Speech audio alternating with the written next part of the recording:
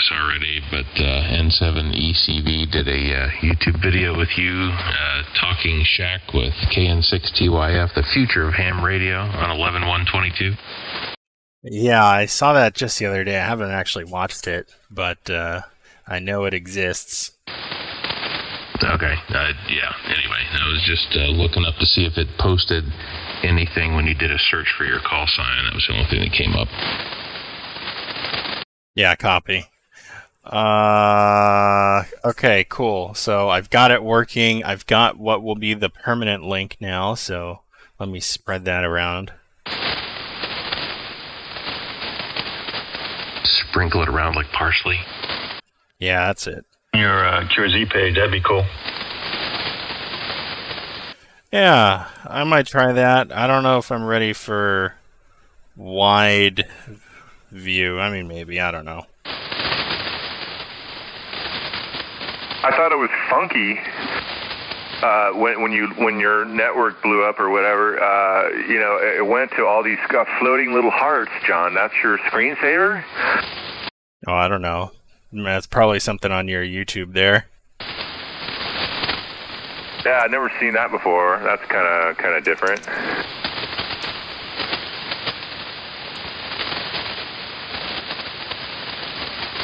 Yeah, I'm getting a huge delay here, though. I just found out that I'm live on the air on the video, too. Hang on, I gotta watch this. I'll be right back. Uh-oh.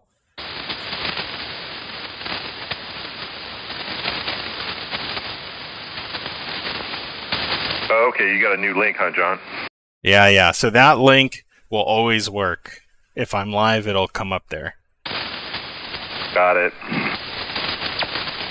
right, I'm going to bookmark this one. All right, real good. And you get to see me at 5 years old, you know. With the shades on. With the shades being as cool as a cucumber. As cool as you can be in front of a flower bedspread. Yeah, never put your whole face on the internet, ever. Oh, well. Well, this old one is still working. It's kind of weird. Well, the old one might replay the old stream to you.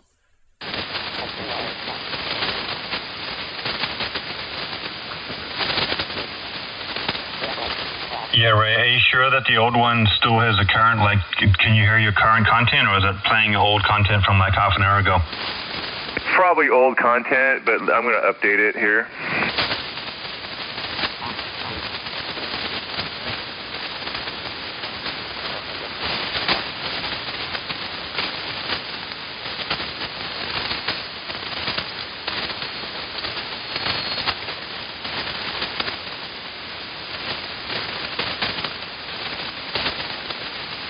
N6MUD.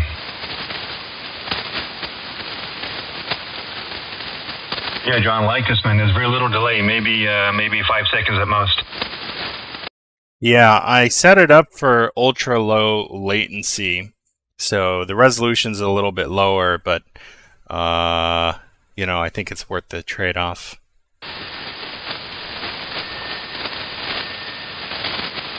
Nice permalink, John. W6JCZ signing on. Yeah, thanks, Jim. And this is KN6TYF, live from Oakland.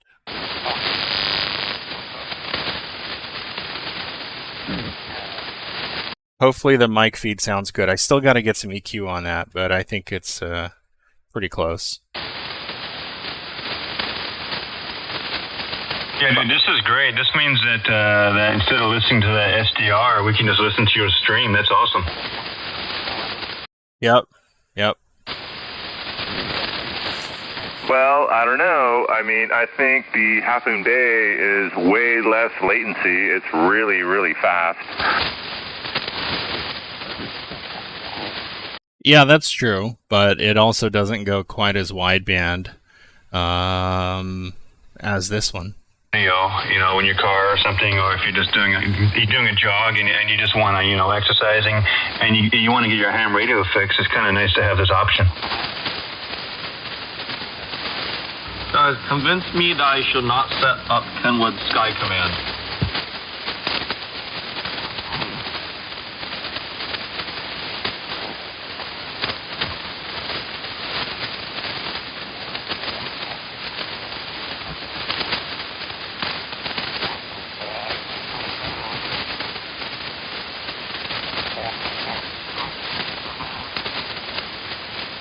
Okay, interesting. So we got a 3-band equalizer now on the mic feed. Let me see. Can I get a monitor?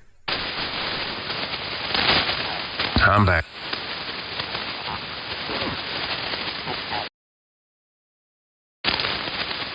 So apparently, the guys that I talked to while I was en route to Bermuda on the iPad via the Flex remote videotaped that conversation and posted it on YouTube as my 40-meter aeronautical mobile. So actually sounded pretty damn good considering the conditions that I was operating that thing with. You did. Oh, man. I thought that was like the coolest thing. Like, working HF from 40,000 feet on who knows what satellite. How cool is that? It was very cool, Jeff. And there was no breakup, and the audio sounded really good. How you copying Jeff to the mobile AI6J? Hey, Yeah, I walk my dogs, guys. you're I'll be sounding back in a fine. little bit. Let's see. I think you were about an S8. I looked up real quick. Roger, I heard you, Craig. Good signal, AI6J. I think I copy everyone, but I just tuned in. Roger. Yep, you're about an S8. So how was the trip? It was really good, Al. The food was terrible. I can tell you that. That was kind of a disappointment. Even the high-dollar pay-for restaurants that weren't included, like your, whatever you call it, the buffet stuff, that was really bad. They needed some education in spicing. In any case, otherwise, the rest of it was really good. The staff was impeccable. I can't give them high enough praise. They were really good. The weather was great. I'll send you a couple pictures on text message here in a minute. I got some really good shots. Well, I think you were on the group message, too. You got a couple of them already. But in any case, enjoyed it a lot, but I have sea legs now because for the last 2 days here, I have been wobbling around, and I doubt I could pass a sobriety check without a breathalyzer. Over. Yeah, that's a tough one. Well, talk about the food, man. I've never heard that on a cruise. I mean, the worst I ever heard is the food was okay. You know, that's like the worst. The food was supposed to have the best food ever. What was the line? It was Norwegian, and we had two of the premium meals included, so the pay-for restaurants that wasn't the buffet.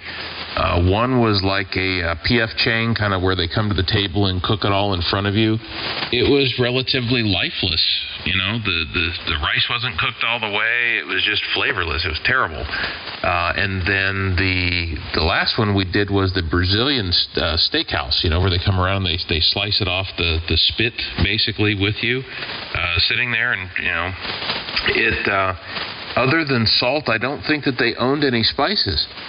Wow. And P.F. Chang is the king of over-salting and using the same sauce for everything. Yeah. So I would actually put them as a level above this, but the Brazilian steakhouse was $120 a person if you didn't have it included as a part of your cruise package, and I would have demanded my money back. It was absolutely bad. The beef, however, was very tender. It just had no flavor to it. And the beef on the regular menu and the other restaurants and the buffet line was really grainy and tough and chewy. So definitive in the quality of the beef that they gave you between the two, but still flavorless. So anyway, we made use of that alcohol package, though, buddy. I'll tell you, I think I was tuned up about 5 of the 7 days. They did not make any money on me. Wow, tuned up. I like that. AI6J. Well, and mobile. Very good. Well, thanks for sharing that. Sorry about the food. I've never been on a cruise. Don't want to go on a cruise. Not interested. So anyhow, I guess you got your feet wet. Or have you been on cruises before? Is that it? No, that was the first one. Well, I know that. I think Royal Caribbean is the good one. I think at least that's what I've heard. So you'll have to talk with who just went on one. Well, Dennis went on one, and was it George that went on one? Who else went on one? Yeah, well, it's funny that you mentioned that name, Al, because that's exactly what I talked to a couple other elderly folks that were seasoned cruisers, and they said that on this particular cruise line, the staff is fantastic, but you get what you pay for. If you really want to go on a good cruise, go on the RC. So that backs it up twice.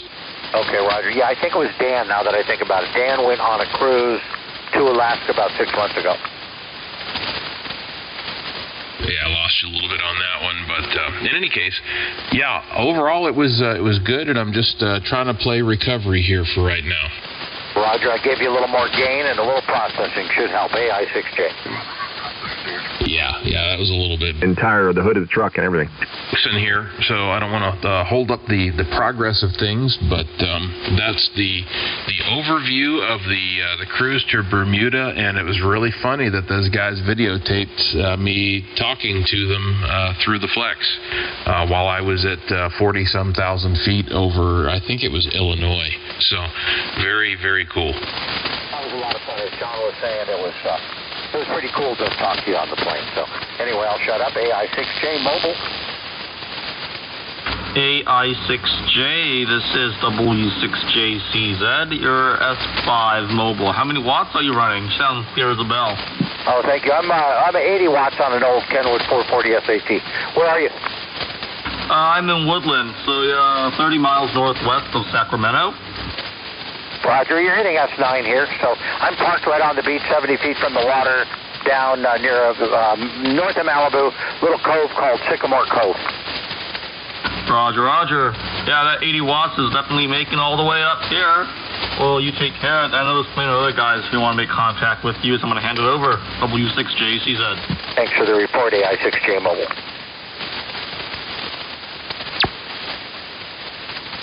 Did hear Craig in there for a minute, but I think he was going to do something.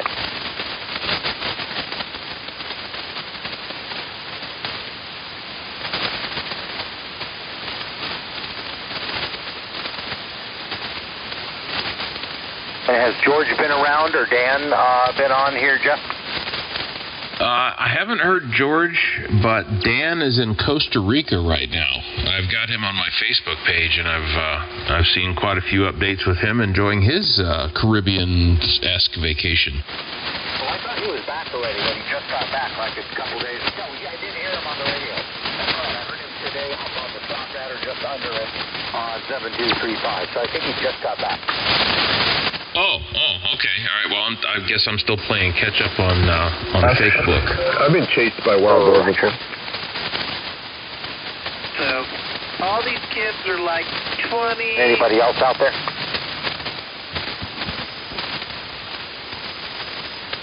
I'm not sure. John was out here.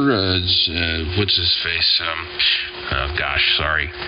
Connor signed, and got Eric signed.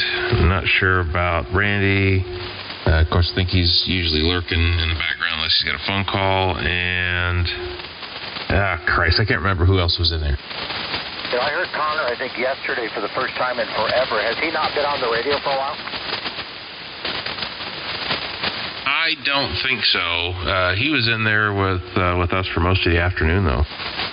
Yeah, I was shooting around. I don't remember, probably on 200 maybe, or 200 range, and then I don't know where. But anyway, he was in there. It was the first time I heard him. In fact, he sounded really different.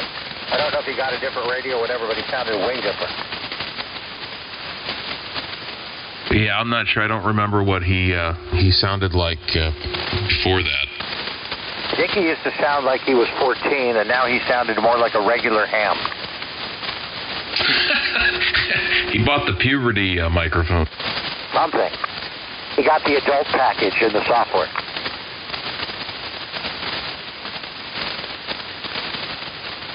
Yeah, Roger. Yeah, I'll be right back. I got to run into the other room for a second to have an appointment with a lady. So I'll be back in just a couple minutes here. K5BLS. Good luck on the appointment, AI6J Mobile listening.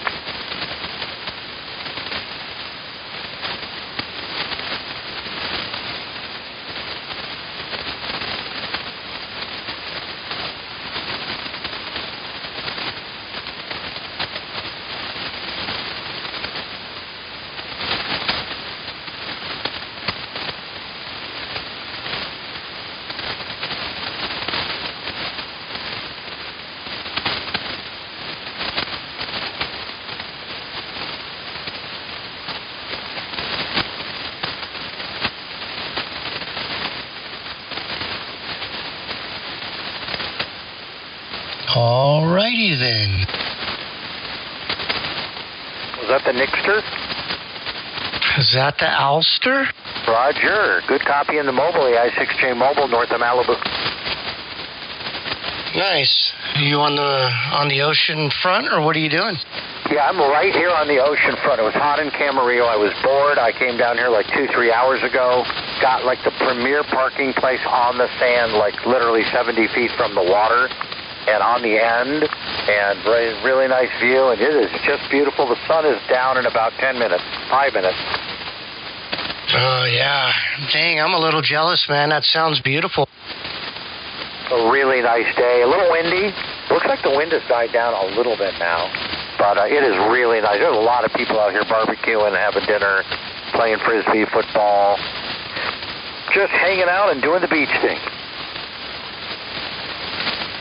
Very good, huh? Yeah, sounds like a perfect day. Yeah, I wish we lived a little closer to the ocean. That's one thing I can say I do miss, is the ocean.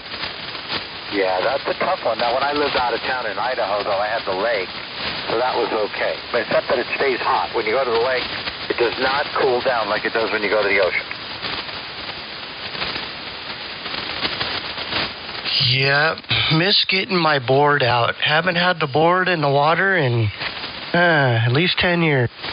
And what'd you ride? I got a small face twin fin. Small meaning how tall, how small? Say again. How tall, how small, like when you ride like an 8-foot or what? No, I always had a smaller board. The one I have now is not even 6 foot. It might be 5'8". Wow, and can you still stand on that? Oh yeah, I can cut right through anything with that thing. Wow, that's impressive. You must be good. I was riding my whole life. What city? I was born and raised in Newport Beach. Oh, good place to be from. Yep, lived on 54th Street, right on the water with my mom there. And, yeah, great location.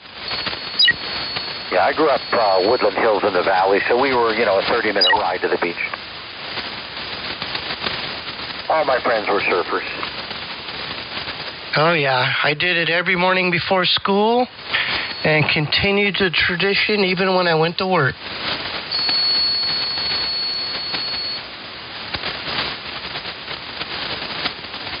Well, good. And now, when you surf, where do you go? Behind my boat. Oh, in what water? We used to go to Rye Patch up here. So I do wakeboarding now, and I've taken the surfboard behind the boat and kind of rode the wake, but not as fun, Yeah, I never did that. I would have loved to learn to wakeboard. Yeah, I see Jeff's back in town, huh? I guess I just talked to him for the first time since he came back, so I think he got back a few days ago.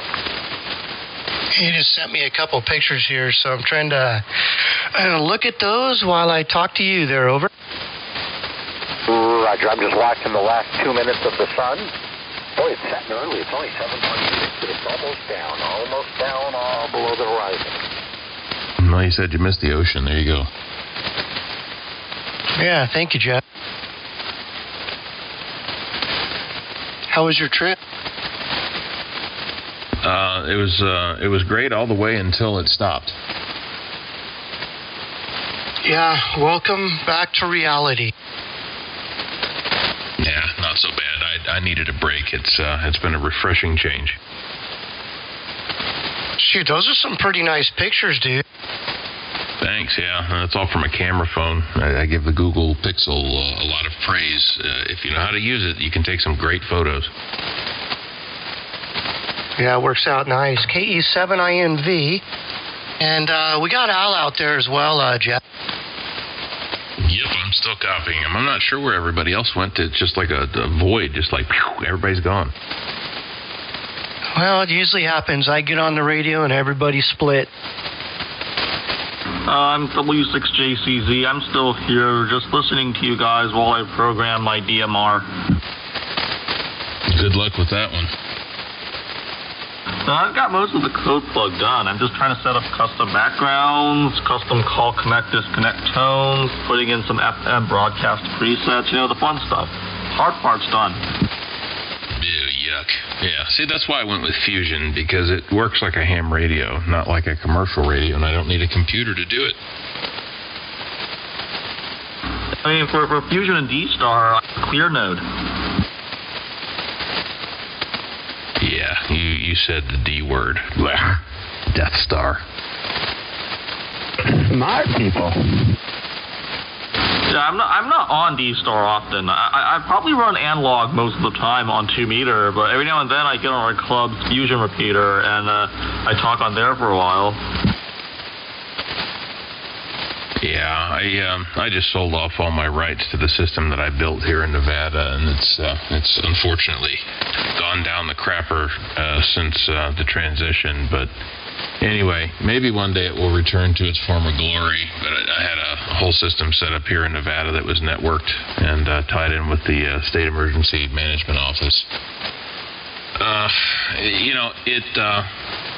It's not as robust as DMR. I will give them that, but they had a lot of money to develop the commercial backhaul to make that all work. And amateur is what you get for amateur. But anyway, as far as usage and people learning how to use it, it's the easiest of all of them to operate. But the audio quality is exactly the same as DMR. It uses the same vocoder, same sampling rates, all that stuff. That's why it's so easy to do a crossover between the DMR and Fusion. It's just a matter of the way that the radio operates, since it's not TDMA. Yeah, and I said D-Star earlier, but I can't actually do it because I don't have the what do they call it, the vocoder, the physical vocoder dongle installed on my node. So I can listen, but I can't transmit. Yeah, usually in the digital domain, they've figured out a way to convert everything to cross over between the platforms, but not locally. Yeah, I mean, the clear node really, it's an analog device. I transmit to it on conventional FM, and it transcodes it to digital and vice versa. Okay, yeah, I've got, actually I just sent one of those to John a while back, matter of fact, but it's the DVSI chip on it looks like a USB flash drive dongle. And it allows you to use the microphone and speakers on your PC as a transceiver and log into the and I'm using my bunny ears,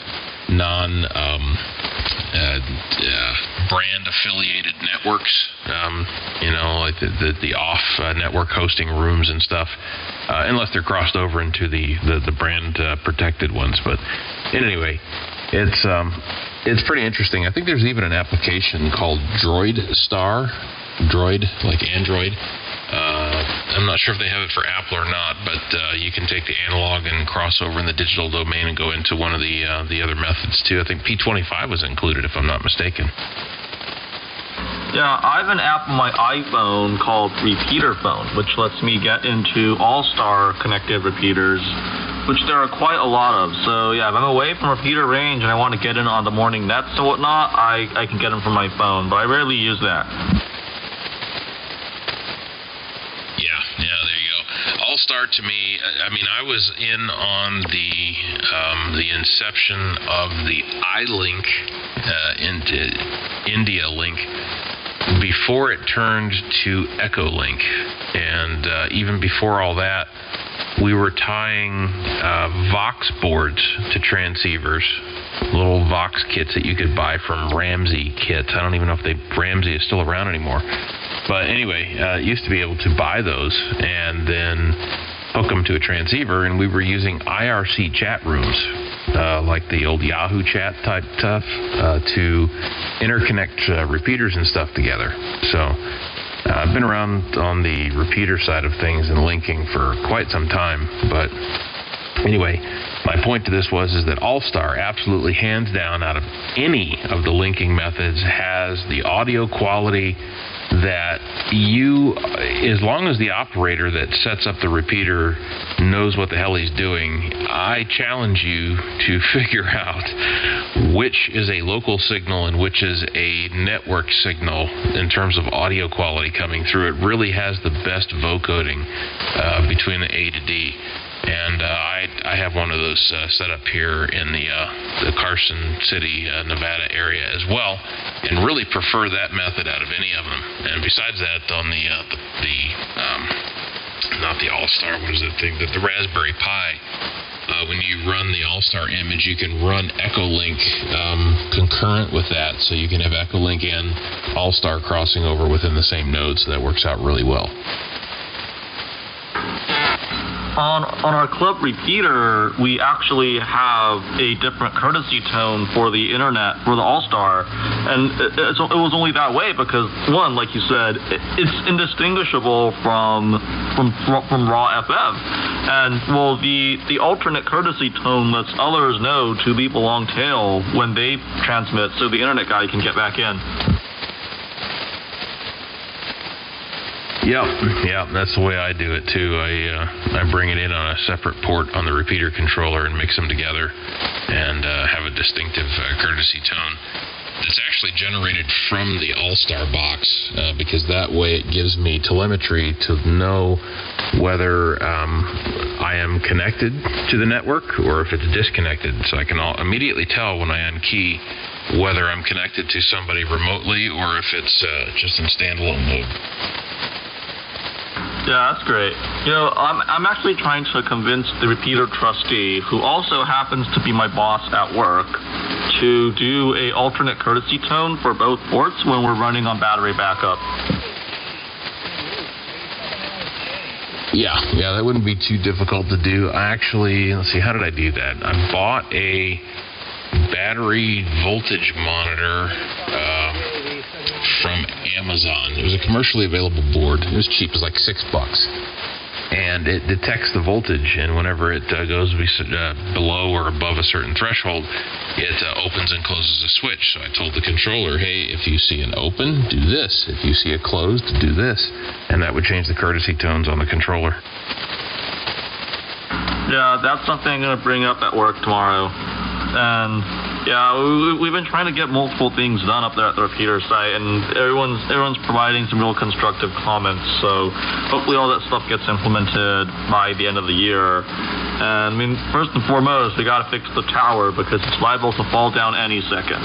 Anyhow, this is Whiskey 6 Juliet Charlie Zulu. I'm going to go ahead and grab a USB cable and write this code plug. Nice talking to you. I'll be listening. Okay, yeah, I didn't mean to break it up there. Go ahead, Nick or Al, one of you guys pick it up. K5 BLS. AI6J mobile.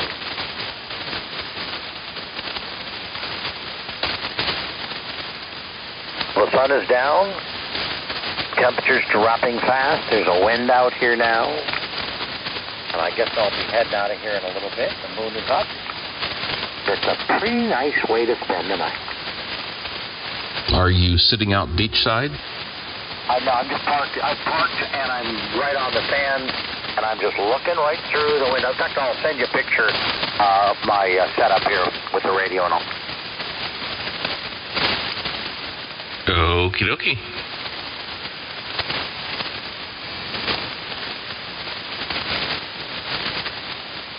If I disappear quickly, this is why, because I'm expecting a pie delivered because I don't feel like driving. Roger. Thai food? No, Pizza Hut sent me whatever you call it, a coupon because of my birthday. So I thought, well, okay, I don't really have much here since we've been out of town for the last week and a half. And if it's free, it cost me a whole whopping $2 and something in tax. So I ordered a Pizza Hut pie. Well, Pizza Hut can be good. They're inconsistent here, but when they're on, they're really damn good. Yeah, sadly, and I would like to think it's just here, Al, but unfortunately, I've eaten at multiple locations here on the West Coast with Pizza Hut, and they're all kind of consistently blah. The flavor is very similar, but the texture is not. The crust is just terrible most of the time, and it's dried out. Not what I'm used to from the East Coast side of things. I would hope that it's just altitude related, but it's just not as good. It's a whole experience, right? I mean, taste, texture, they both go hand in hand. Well, yeah, especially with pizza. I just had some authentic pizza. There's a place that's got 4 locations in New York. They just opened a place out here called Danino's. Have you heard of that? Negative. Yeah, so they do the thin New York pie, and I like cheese. I like simple, and I had it on Thursday or Friday. It's really good.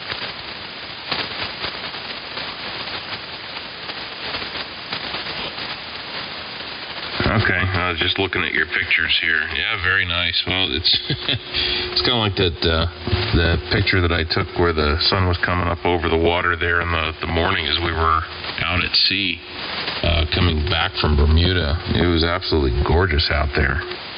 Yeah, so that's the sun setting about 8 minutes ago.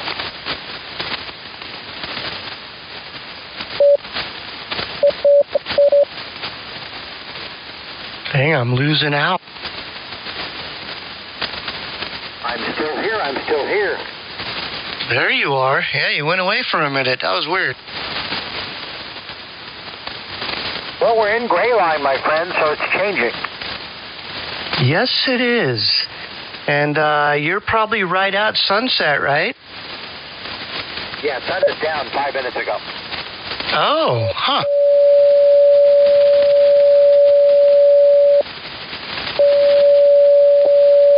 So, yeah, we had a beautiful sunset, got some nice pictures, just sent that to Jeff. Oh, well, let me see it, Jeff.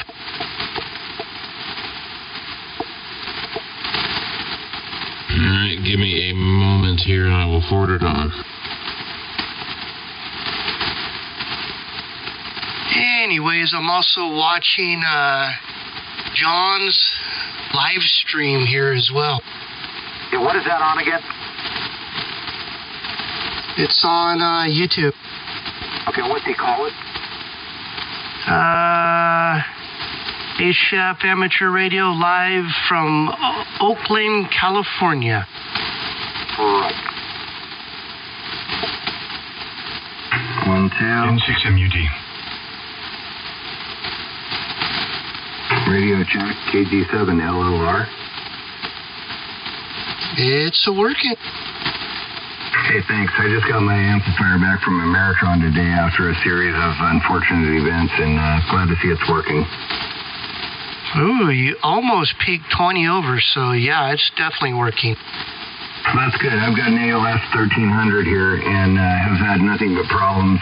And come to find out, I actually had to get in there and self-diagnose it. And so the PA input wire was frayed and battered pretty bad. So it was obviously bleeding over some straight RF. And it was setting off the PA and SWR lights on this solid-state amplifier. So I self-diagnosed it, typed up a novel for them, and did their technician's diagnosis job, and they did what I said, and now it seems to be working. So, all right, thanks for the radio check. KG7 LLR out here, Northwest Oregon. LLR, you're 5 and 8 at the beach north of Malibu in my mobile, AI6 Juliet mobile.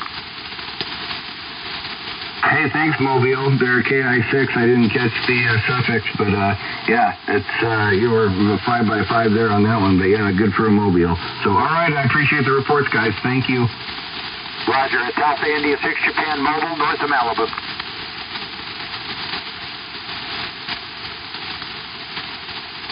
Hopefully those came out okay, Nick.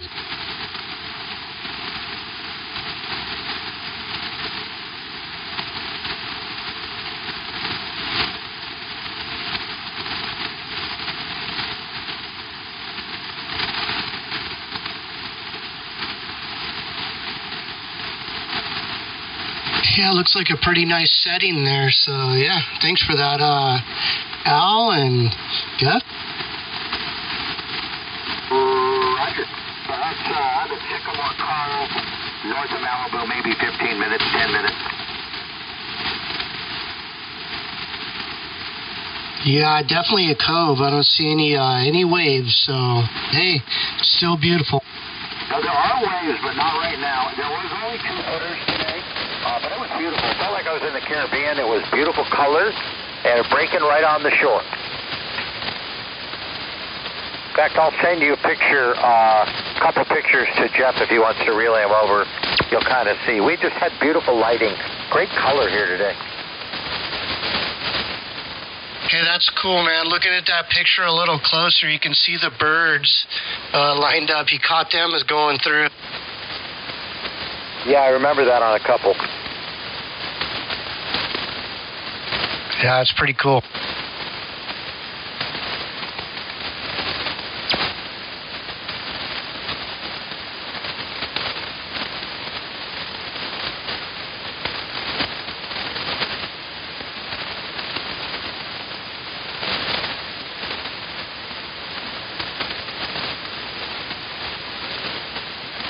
Dang, my signal looks pretty decent on John's console there.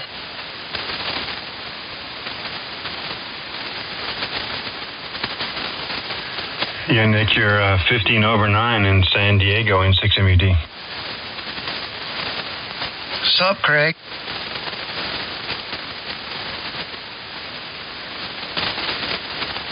Good, man. Just got back from walking a dog, so having a good evening out here. How you doing? Doing good, man. Just enjoying the radio tonight. Watching John's live feed and checking out some pictures from Al and Jeff. Jeff's trip and Al on the water. So, yeah, pretty fun.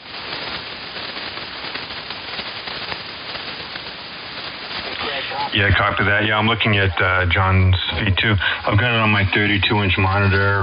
It's real nice looking. Definitely a nice perk to hearing yourself and looking at the signals there and seeing how you sound out there. I love it. Are you copying me across the water, Craig? Oh yeah, copy you, Al. Let me have to see. I have to look at my meter here. Give me some audio. I'll tell you what what the signal strength is. Yeah, you're peaking 10 over really loud. AI 6J on the beach, north of Malibu, 70 feet from the water in Sycamore Cove. Over. Yeah, Al, you're 5, S9 to 5 over. Good signal, man. Sounding good. Are you at Point Magoo? No, I'm further south this time. I went to a beach down in, it's called Sycamore Cove or Sycamore Campground, and so I'm south by about 5 minutes, and I'm closer to Malibu. Roger that. I got the best parking spot in the lot, right on the sand practically, end unit, really good spot.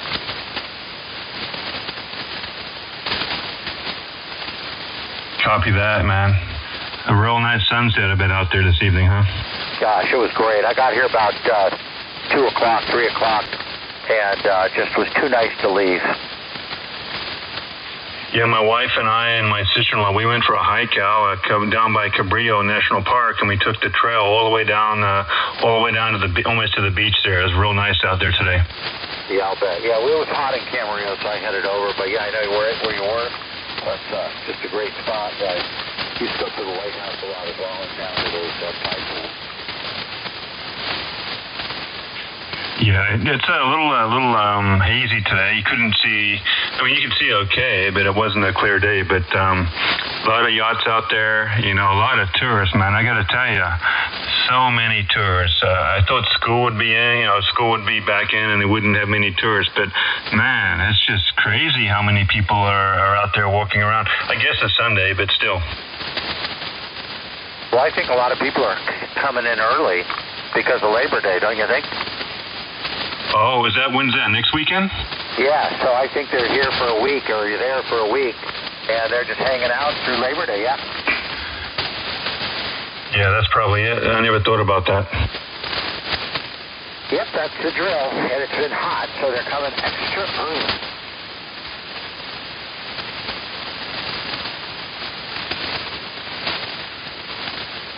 And Burning Man's running. Around 30, 40 people. There was a few hundred out here earlier, but spread over about a half mile or a quarter mile, so wasn't too bad. Yeah, copy that. On Roger on the Burning Man. So Nick, I haven't been to Burning Man, but my friends go, and I've seen all types of craziness from that gathering this year. And I guess it's not unusual, but there's all types of crazy things happening in the desert right now. Oh, yeah. And they pass by here, so we get to see all the artwork passing by. So kind of crazy, man. Yeah, copy that. Actually so I'm looking at your signal on John's live feed, and I'm looking at your signal on me direct, and the signals match exactly. So if you want to see exactly how strong you are in San Diego, Nick, just look at the live stream, and you'll have it. Oh, yeah, I didn't even look. Let me see what it is. But anyways, yeah, so they actually have that at the Black Rock Desert, which is in Pershing County. So kind of interesting, man. Excuse me. A few times we hopped onto side-by-side and drove down the dirt road just to check it out, you know? Oh, so how far away from your backyard is this gathering? Is it, 5-10 miles? It takes me 50 miles to get there, so a 50-mile trip. Oh, copy that. Wow. That's crazy. Yeah, the playa, huh? They call it the playa out there. Oh, yeah, and there's some hot springs out there that are pretty cool to go to. I think they shut them all down or block them off during Burning Man, but yeah, I don't know, man. It's a cool place to go, though. I'll have to check out that place on my Land Cruiser one of these days. Maybe not when Burning Man's going on, but maybe off season there. Yeah, definitely go off season. And then there's another a cool hot spring is right at the Black Rock. Hey, there's an old buggy there from the old immigrant days, and yeah, I don't know, man. It's kind of cool. Pretty historical site.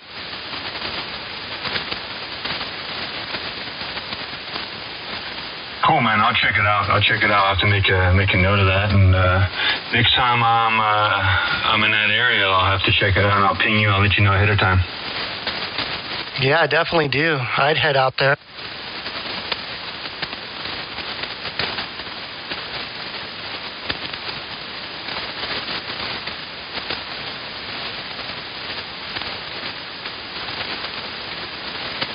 Yeah, my signal looks pretty fat on the live feed.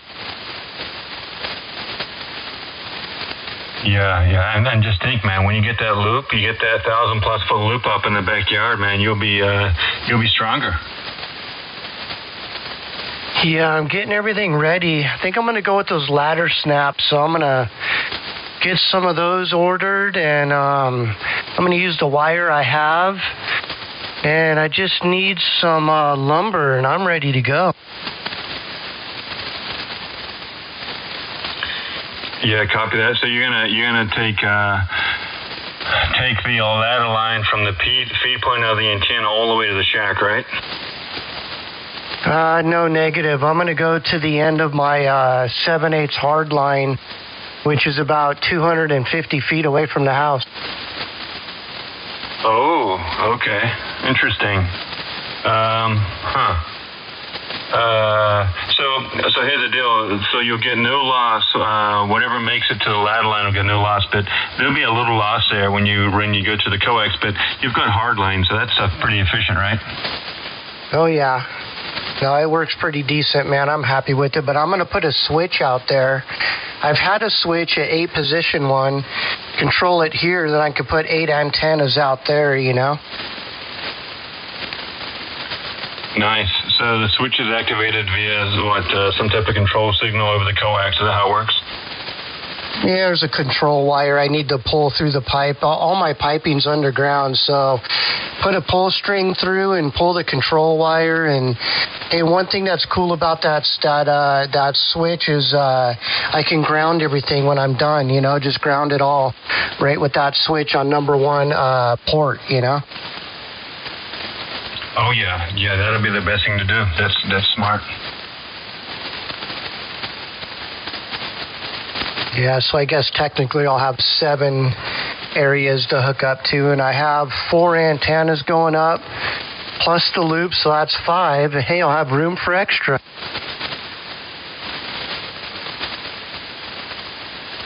Yeah, man, you're going to have quite the antenna farm out there. That's awesome. Yeah, right now there's quite a few of them out there just as it is. So, yeah, anyways, it looks pretty ghetto already.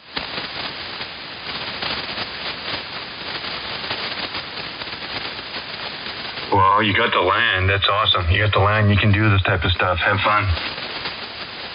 Yeah, and nobody, to say anything about it. So that's the best part. Yep. As long as your wife's okay with it, you're good to go. Yeah, she likes me to kind of hide them behind the house, which I do. The house is so big you can't see them anyways when you pull in. So only if you go in the backyard you can kind of see it. Yeah, that's how mine. My loop is the same way.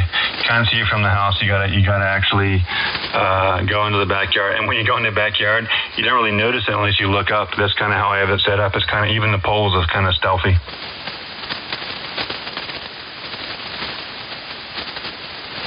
Yeah, well, it works good, man. I got to say that for sure. It's definitely louder. Everybody I heard with the loop, like Ray and those guys, man, you can hear it, man. You can hear the difference.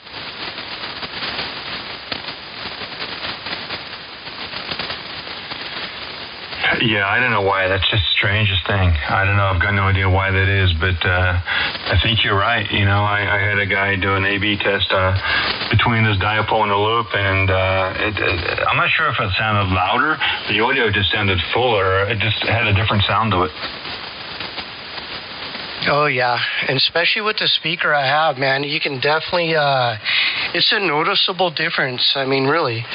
So, yeah, I don't know.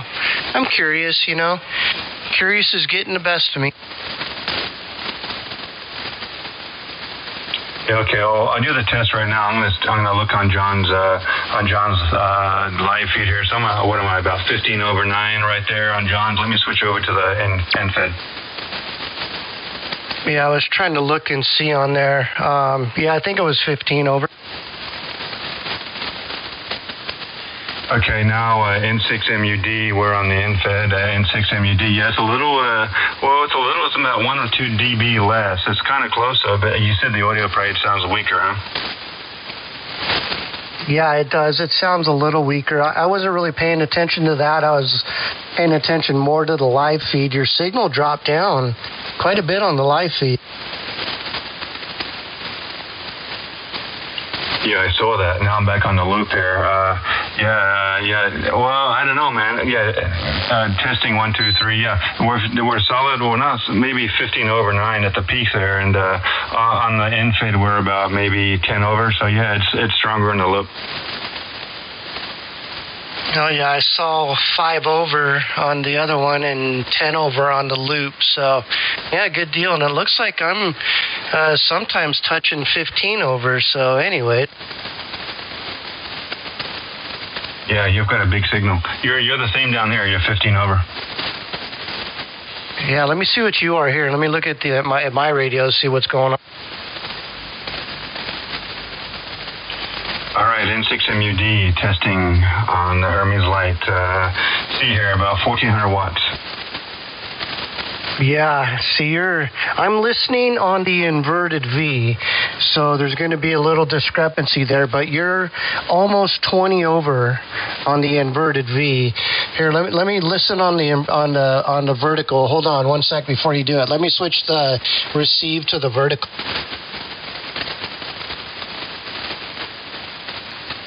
No, you're loud here, right, Craig. now I'm listening on the vertical. Let me see what it is there. All right, N6MUD, you're peaking. You're 15 to 20 over. So there we go. We're on the vertical. How does it sound? Honestly, it's about the same. That's cool, man. Yeah, you're 15 to 20. Same receive. It doesn't matter which antenna I'm on. The inverted V's sound a little louder though than you do on the vertical. So anyway.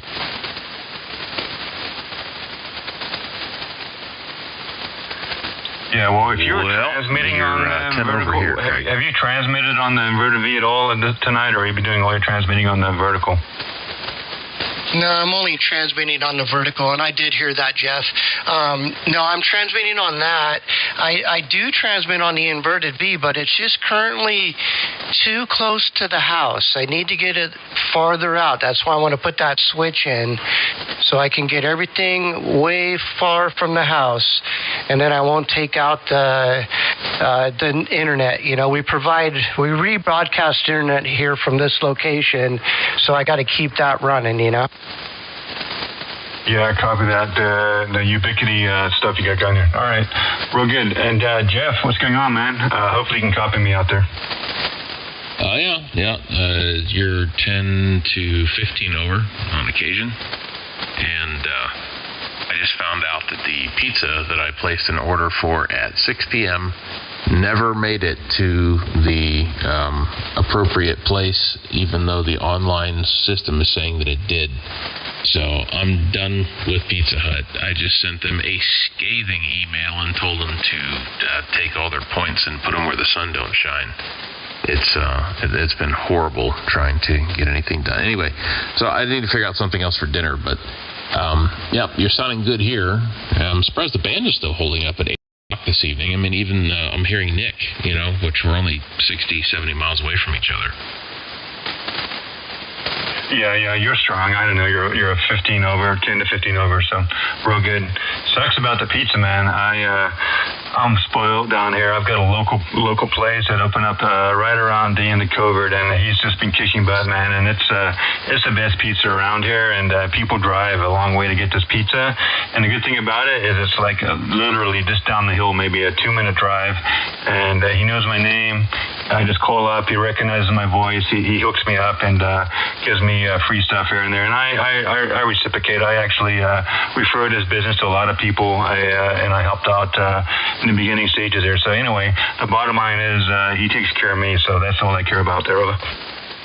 Yeah, Roger. Well, yeah, there's a great place that I love and put their pie up against anybody in the country so far. Everybody that's, my blah, blah, blah from my hometown or whatever, New York, Chicago, blah, blah, blah. They come away with not saying that it's the best, but they sit back in the chair and go, wow, yeah, man, that's, you're right. That was some good pizza. Anyway, it's in Lakewood, Ohio, but so far have found nothing here that's worth a damn. But their particular brand is just, it's not what it should be, and definitely isn't what it was back east. There you go. So now I got to find something different for dinner, and it's 8 o'clock, 2 hours past when I wanted to eat, and here we are. So anyway, very good. But yeah, you're loud, and I'm still running a kilowatt here. K5 BLS Fallon.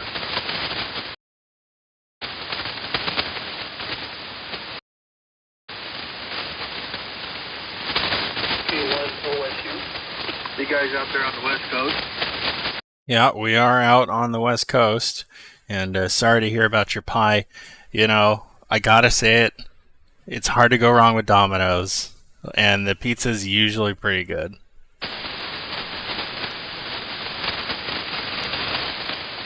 Yeah, that's my go-to now. But yes, K5 BLS Fallon, Nevada. And KE7INV. KN62F. I actually, many, many, many years ago, I worked at Pizza Hut. And they tried to do a good job, but it's tough in today's market. And I would be very upset if I was Jeff. I know I'd be super hangry, so.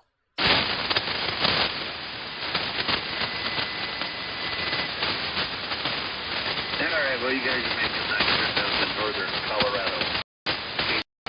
70 miles north of Mile 9 City. Oh, really good. Well, we don't hear people in here from Colorado too often, so good evening to you. Well, good evening, and I don't know what to say about that, but Yeah, I've been listening to you guys for a little while. Everybody is coming in 9 plus, right over there in the cherry patch. Roger.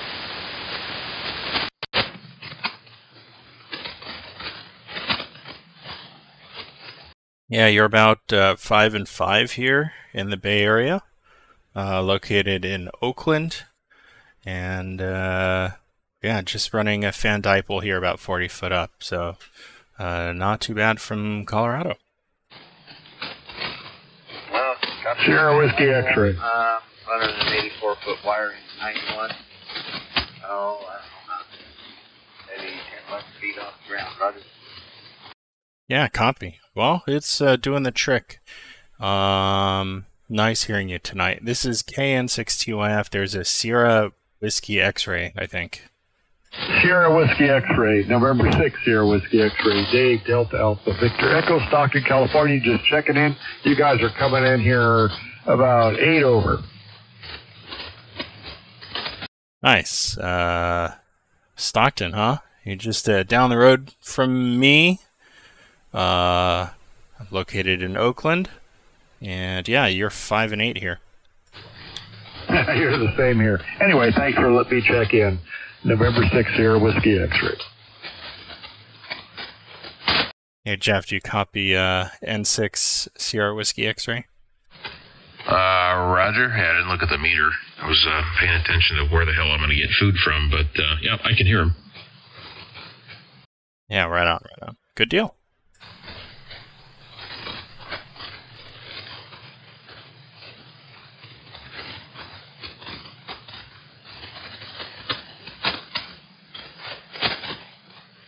Well, John, the live feed's pretty cool to watch, so thank you for doing that. Yeah. I'm messing around with it. I want to like make part of. Want to darken the wave nodes a little bit. They're kind of bright, but yeah, I think it's working pretty well. Yeah, it works super good, so good deal.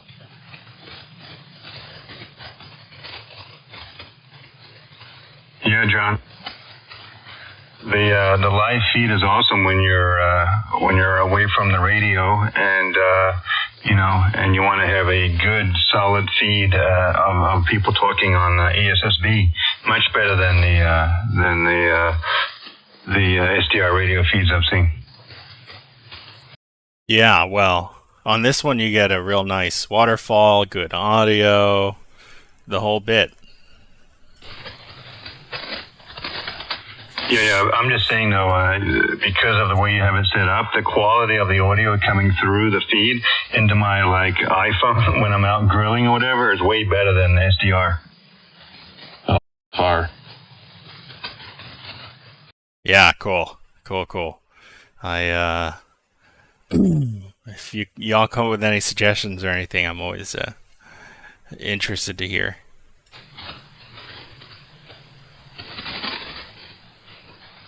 You'll probably get some followers, man, if you just keep this whenever you're on the radio, just keep it up and go live. You'll probably start getting over time getting some people following on this thing. Yeah, I was kind of thinking about that. I don't know what I would do with that, but we'll see. Interesting to think about.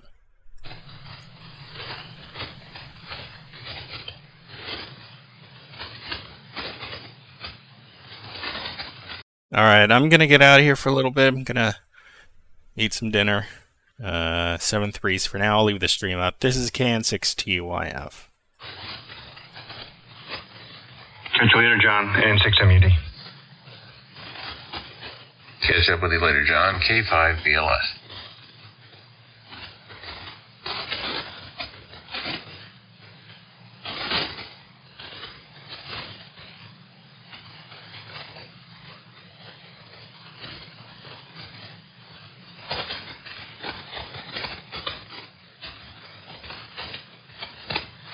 All right, I'm back.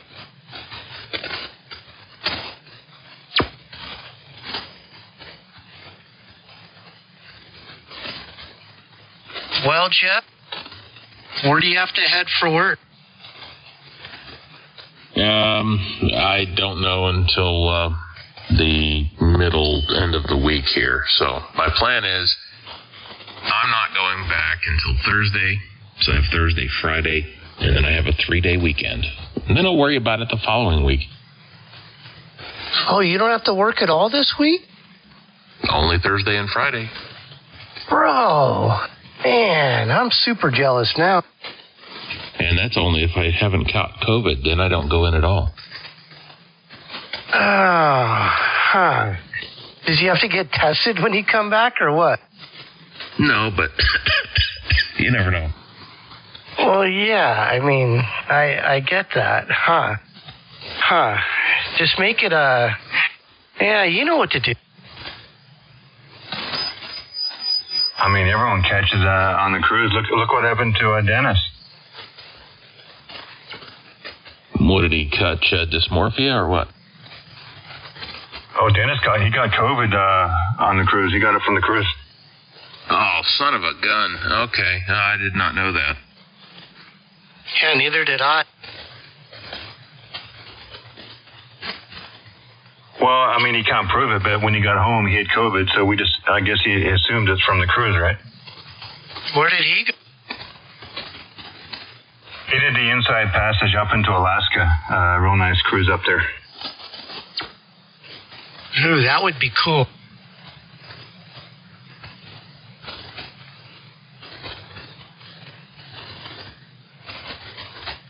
Yeah, my wife just got back from Alaska a few days ago. She was up there for 10 days. Oh, yeah? What area, do you know? Yeah, she went to Juneau. Yeah, right to that. Our cruise stopped in Juneau. That's a nice little town, man. I like that town. My wife and I, we did a whole vacation in Alaska. Drove around the entire state there for about 10 days. Had a great time. Yeah, her son lives there, so she goes just about every year.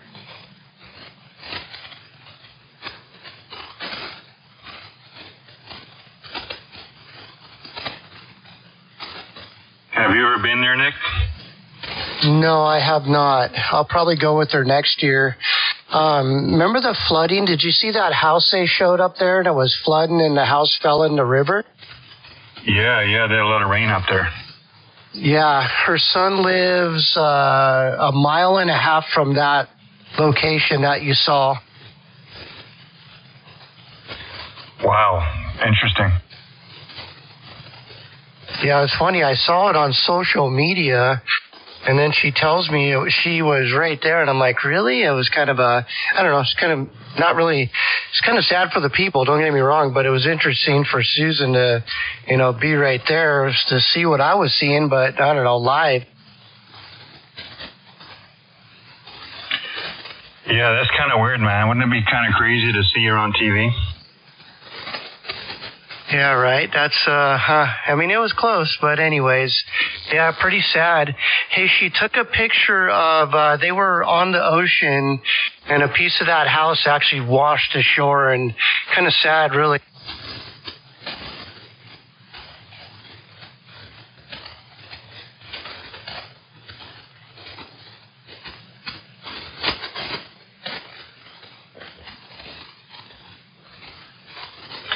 Yeah, copy that. Well, Alaska is a wild place, man.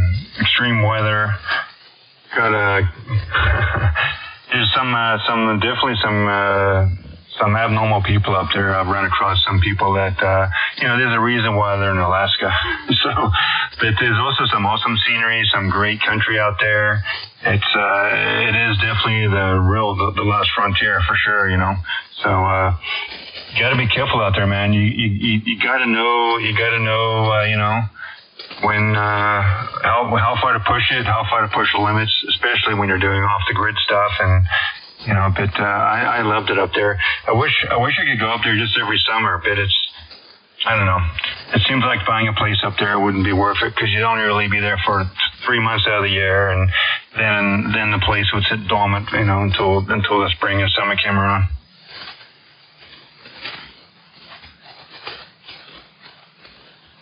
Yeah, I wonder how much snow they get in Juneau, or what the low temperatures are. I don't even know. I'm going to have to Google that one day. Yeah, well, there's probably a reason why your wife only goes during the summer, right? Oh, yeah. And even then, it was only in the 60s. 67, I think, was the high when she was there.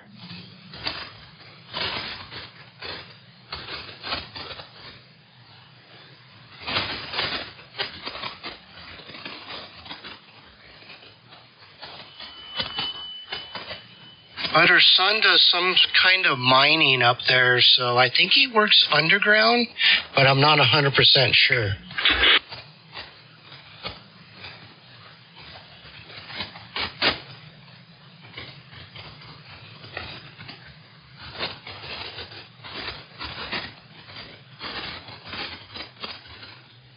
Okay, I just Googled it. Juneau gets about 4.7 feet of snow average a year, and they average. Hold on, wait 1 second here. They get 56 inches of rain and 93 inches of snow a year, so that's quite a lot. Yeah, that's a little more than when I lived in Minden. When I lived in Gardnerville, Minden area, you know, at times we would get 4 foot of snow there. But yeah, honestly, that's not horrible for Alaska. On average, Alaska averages 64 inches of snow, so Juneau gets 93. So Juneau gets way more than like Anchorage. That was, I guess, the average of the whole state. Yeah, I was expecting the numbers to be a little higher, to be honest with you.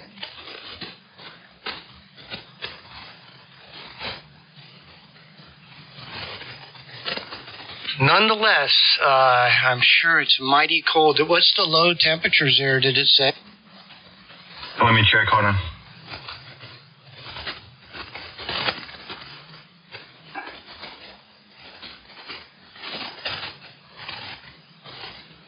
Yeah, I just shut off my computer a minute ago. The live feed and all that. I guess I should have looked before I shut it off.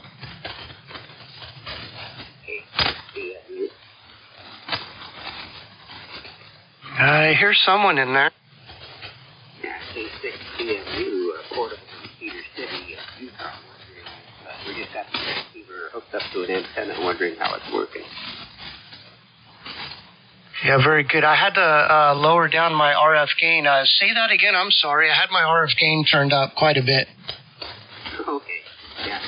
K6CMU. So we just moved here to Cedar City, and they just got the antenna transceiver hooked up. So we're wondering how it's getting on. Yeah, you're sounding good, man. You're a solid 9 to my station. I'm located in northern Nevada.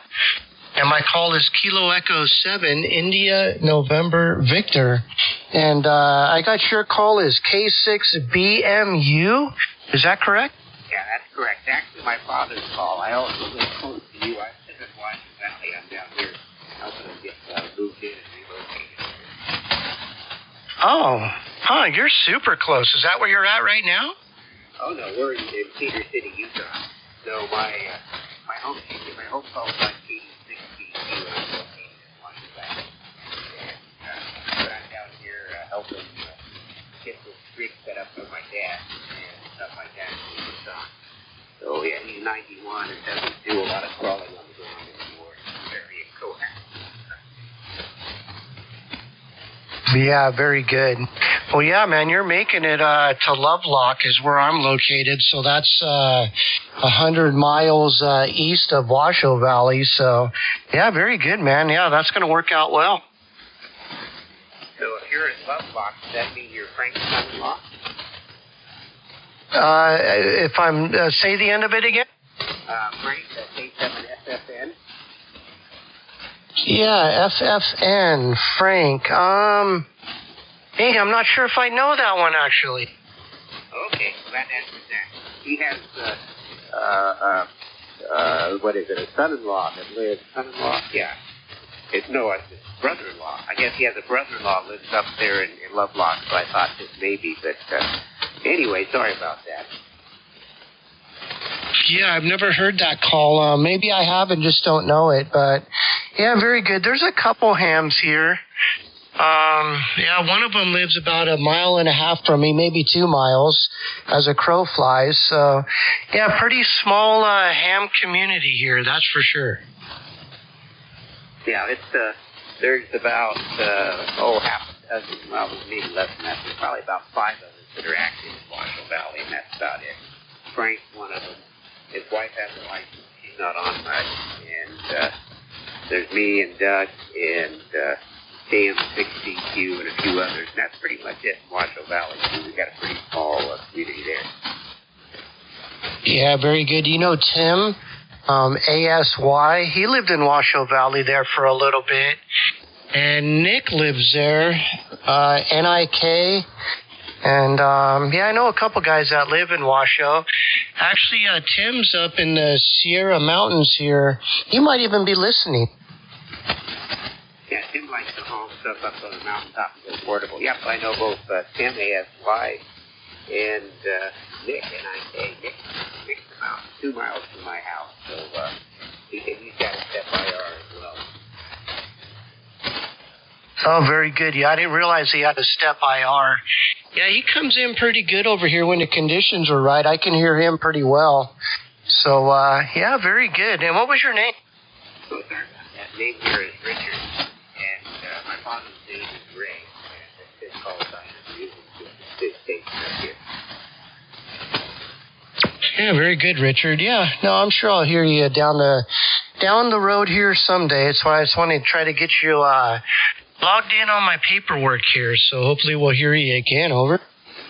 K5BLS. Or you also might sit back home, but and this is barefoot, by the way. I've got the AL80B sitting over here that I need to get it hooked up, and then we should be good to go. But we just put an old R7. I hammered a pipe into the ground because I couldn't attach anything to the house, and so I hammered a pipe into the ground and turned it on that. It's up about 4 feet off the ground. I was a little concerned, but it seems to be working all right. And this is a good test of the micro-work station up here. That means my father's trying to work me from here as well. So let's see if I can write it down. I think it's 87 NID. Sorry, I've got monitoring your call. 86CMU in Peterson. Yeah, it's India November Victor. So KE7INV. And honestly, Jeff just chimed in here, and he's in Fallon. So let's see if I know he's hearing you. So let me throw it over to Jeff there for a minute. Hey, Rich, what's happening there? I'm not at my house there in Carson, but hearing you up in Fallon this evening. K5BLS. Oh, good to hear you, Jeff. That's a nice surprise. Get you on the radio there. I guess, well, that's a very good sign for this working network with your father. So what are you doing up in Fallon? Carson City area? Well, I lost you a little bit on the beginning of that one, but my home QTH is in Fallon, so I usually come back up here every weekend.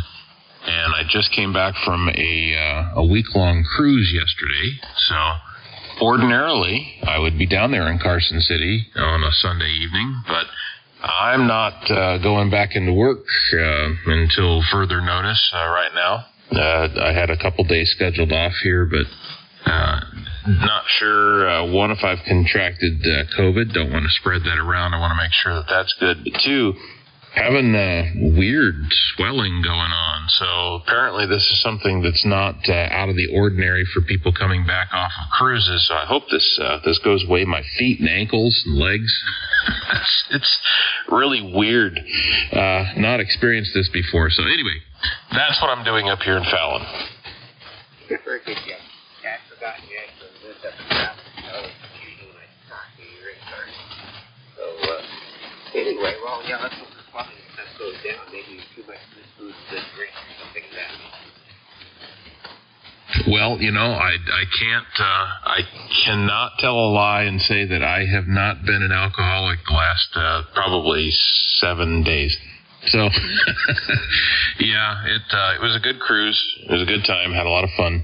So, anyway, it's all very possible, but we'll see what happens in the next 24 hours or so. Otherwise, then I'll really start to get concerned about it. Over. Yeah, that'll be good. Tomorrow morning, and good night's sleep and your feet up, and good night's sleep in your own bed. Hopefully that fixes about everything. So whereabouts did you go on the cruise? Oh, yeah, boy, I'll tell you what, sleeping in my own bed, man, that's the ticket right there. The bed on the ship was absolutely terrible, except for the night that we had rough seas, and that was very relaxing. I slept like a baby that night, but the boat was rocking all over the place, but I slept great. Yeah, I like it when the boat's rocking around too. It's lots of fun to install. You're like, sitting on dry land. You gotta feel like you're out there cruising. Whereabouts did you guys go? I went to Bermuda. Oh, Bermuda, that sounds like fun. Never been out that way. We've taken some trips around Europe and stuff, but we haven't been down into Bermuda and over that area into the Caribbean. We haven't done that. South America, lots of things too, and in my old age retirement, if I don't get old after the night, the chance to travel. But A5, CLS, K6DMU, that's there. Yeah, real good. Well, I definitely haven't made it that far overseas. I am a little bit upset, though, with Bermuda because I got a brand new passport for this, and they don't do passport stamping, so I can't prove that I've ever been there, other than the Facebook check-ins. So anyway, maybe I'll have to print that out and put a copy in the book. Anyway, I just wanted to jump in there and say hello to you. Haven't spoken to you in a while. Just haven't been home for the 10-meter net, but hopefully everybody there is doing okay. I'll turn you back over to Nick here, and I'm going to go the opposite direction here for a little while, guys, because I got to go find something to eat. Other than canned vegetables, that's kind of all that we've got here right now since we pared down because we knew we were going to be gone for a couple of weeks. So I need to take a drive into town and figure something out here. Anyway, Rich, good to hear you. Hope everything is going well with you also. And back over to you, and then over to Nick, K5 BLS Fallon.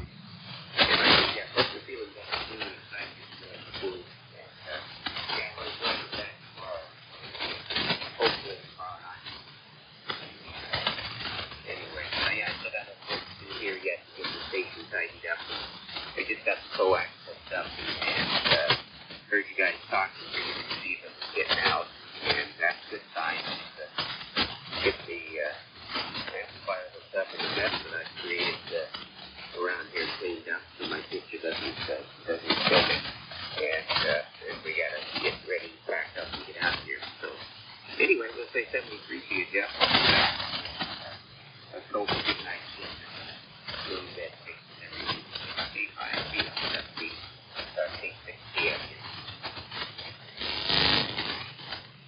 Yeah, very good. All right, man. I think I'm going to do the same. I was going to go downstairs and actually cut up an apple and have like a before bed snack. So, Richard, I'm going to run out of here for a few minutes, and I appreciate the QSO and the contact. And I think I'm going to go get a little bite to eat myself and then return to the radio room here and see what else is going on. So with that being said, I will throw it over to you, Richard, real quick here. And I'm going to go grab something to eat, actually. Over. Yeah, very good there, Nick. Thanks for letting me in for the signal report. We'll get the rest of the station hooked up. Could be a little stronger coming in. We'll say 73 to you. It's a pleasure meeting you, and we'll look forward to chatting again. We know you're up there in Lovelock. We'll keep our eyes open. And unfortunately, the only thing I didn't get to, he's got a 2-meter beam I didn't get put up. So we got the 9700 doesn't have an antenna yet. But next time I come up, we'll put that up. 73 for now, Nick. K6GFU73. Yeah, very good. Yeah, definitely nice chatting with you. So, yeah, can't wait to hear you again. K6BMU73 is my friend from KE7INV, and I'm going to run to the kitchen. I'll be back. Hey, KB6GFD with a question. Hi, Dennis. Hello, radio. Hello. What do you do? All right, I'm just listening to the other station. I'm having trouble hearing. I'm just curious, anybody use commercially produced or assembled coaxial jumpers? And if so, where do you get them?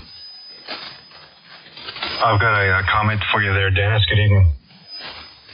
All right, this is the comment frequency, and I am mostly ears over. Roger. So I just ordered some jumpers from my new amplifier. Not so new, but anyway, there's a place out there called Jeffatech, Jefatech.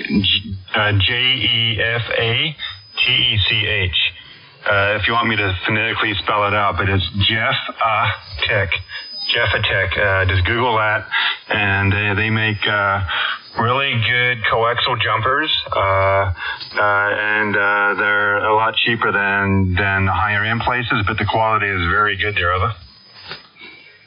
Okay, I have taken a note on that. I'm going to need to do some major moving and jumping around here. I think I've got some failure on my tuner, and I don't know. So I just thought I wanted to keep options open of, I need, 2 of these and 3 of these and 5 of these, and figure out which ones would be makeable or which ones would just be better getting them pre-made for the length that I want. Anyway, okay, you have answered my question. I've been listening, running in and out. I will probably join the rest of the crew and find some edible items of interest. Over.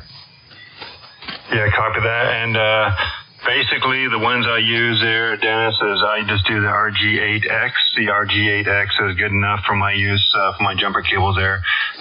3-foot jumper cables, you're looking at about $20 for each cable. For about $20, I think I paid for a 3-foot jumper cable with the really high quality ends, and that includes free shipping. Okay, and I'm supposing that they have selectable sizes where you can need 9 feet or something like that, and maybe the option of if you wanted a 213 jumper perhaps as well. All right, I will check that out. Oh yeah. They have all of it. It's built to order, right? So you specify the lamp, you specify the coax, and they take care of it for you. But that's kind of what I paid there. So I mean, Cable Experts is another one on Amazon. I had trouble with them though. I had to send a couple of those back and get a refund. So anyway, so far I've had these cables on for a few days, doing legal limit. They seem to be handling it fine. High quality cable, good stuff. All right, good to know. And I want to say hello to Jeff, who is, I was wondering is he on the remote, but sounds like he just got back from his adventure. And if you're listening from the kitchen, Jeff, or wherever you're at, watch out for the runny nose and the headache. If that starts happening, all bets are off. Yeah, I'm not a betting man. I'm just worried about the swollen feet and legs right now. Oh, well, I don't know. Unless you did a lot of walking. We did a ton of walking around and hiking on the Alaska thing. So I don't know. But yeah, the COVID thing was definitely, I think I'm getting a cold. It's like, no, you're not. Yeah, I've had the bug before. But, I think everything that I've looked up on this, it says that I've got traveler's legs, which I just turned 49 today. So this getting old thing is starting to set in for real. Happy birthday. All right, I'm not laughing at that. So, I've kind of passed that point. So I've got my secondary getting old stuff. I'll tell you about that one later. Yeah, Roger. Okay. Well, anyway, just was hanging in here as I'm returning a couple text messages that I missed. But, this is really weird. And what's even more strange about it is it's really only on set the last couple hours. And I don't understand why. I've been sitting here for almost 4 hours now, talking on the radio, so maybe I should get up off my butt and go check the mailbox at the other end of the cul-de-sac here. So perhaps that's what I'll do before I even try to look at something to digest. But glad you're feeling better and hope you had a good time. All right, yeah, I was just about to suggest if you did a lot of moving around and walking on the ship or on the cruise, maybe the 4 hours of sitting is just your body saying, oh, all right, this is what you want me to do. Well, let me tell you about that. Yeah, well, anything's possible. Anything at all. All right, gentlemen, I'm going to sign clear here for a little while and go make some movement. Maybe that's what the body needs. So I shall return. K5BLS. All right, 73, welcome back, Jeff. Thank you, Craig. Hello to Nick and the SWL's KB6GFD.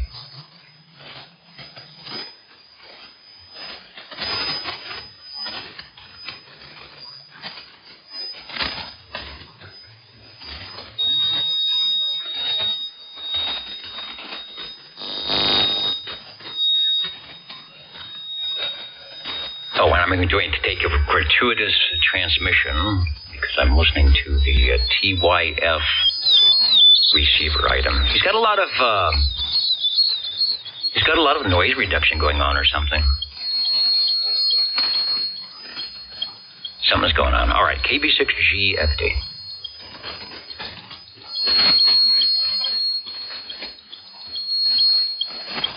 Yeah, I've got an S7 level of noise, normal for me, but it looks like it's normal for John too by looking at his live stream. But I don't know, maybe there's a little bit more noise out there than usual. Yeah, there's something going on, and he's kind of squelching it out, but you can hear it occasionally breaking through, or an adjacent something going on. Weird. Anyway, pretty nice. I got about a 4-second delay. Not too bad. Yeah, we'll have to occasionally get him to expand the resolution to, whatever frequency he's monitoring, so you can see the scope, the bandwidth on the scope a little bit better and do some visual comparisons. But other than that, it's, as they say on armature radio, it's pretty Charlie Double Oscar Lima, KB6GFD. Yeah, you're 20 over GFD. Yeah, you know what that means. It means come back in a minute and I'll be F2. Yeah, right. So hope your vacation was good. And, hey, you came back with COVID, didn't you? Well, I made it through the whole trip without incident, except maybe the last day. I was with my brother and his wife, and about 2 days before, when we were hiking around, he started doing, I got to sit down, and I got to sit down, and he got the runny nose. And then my last day flying back, it's like, same thing. And then I tested the day I got back, or the next day I got back, and I was positive, and his wife got it a couple days after that. But that's my first experience, and it knocked me out pretty good. I tested positive for about 7 or 8 days, and I was pretty wiped out. But I was coming off of some immunocompromising things from some chemo that I was doing, so it may have affected me more than normal, but doing better now. Still not 100%, but it was kind of nasty, I'll tell you that. Yeah, I bet. I've had COVID last year, and yeah, it wasn't fun. But hey, you sound good though, man. You sound like your old self. So hopefully you get better soon.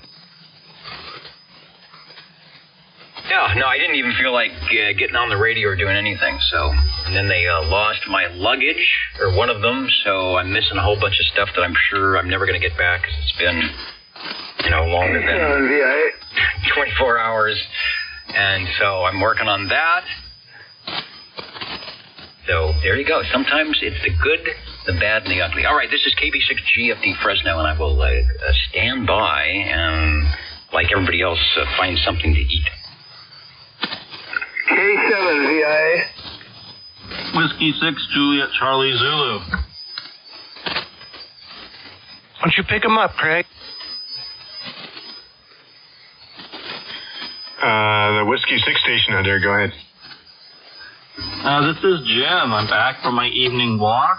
Got back upstairs, opened up the windows, and fired up VHF again. Let me break in for a second. Hello, Jim. Also, hello to the 7 station. Jim, you fooled me the other day. I was listening to you, and I said, I recognize your voice in the call. I was giving you, thumbs up on the big signal, and I kept thinking, why am I not recognizing your call? And I realized I've been away from the radio. At some point between then and now, you have had an FCC update. Roger, yeah. I decided to treat myself after getting my Extra, and I got myself a vanity call. It's my initials. Yeah, I didn't look it up, but when I saw the J on there, I bet I said, I know the method to your madness. So I have updated my brain. I was so used to all those O's. And now I know who you are. All right, let me stand by. There was a 7 station in there. Might want to take a transmission, and KB6 GFD Fresno.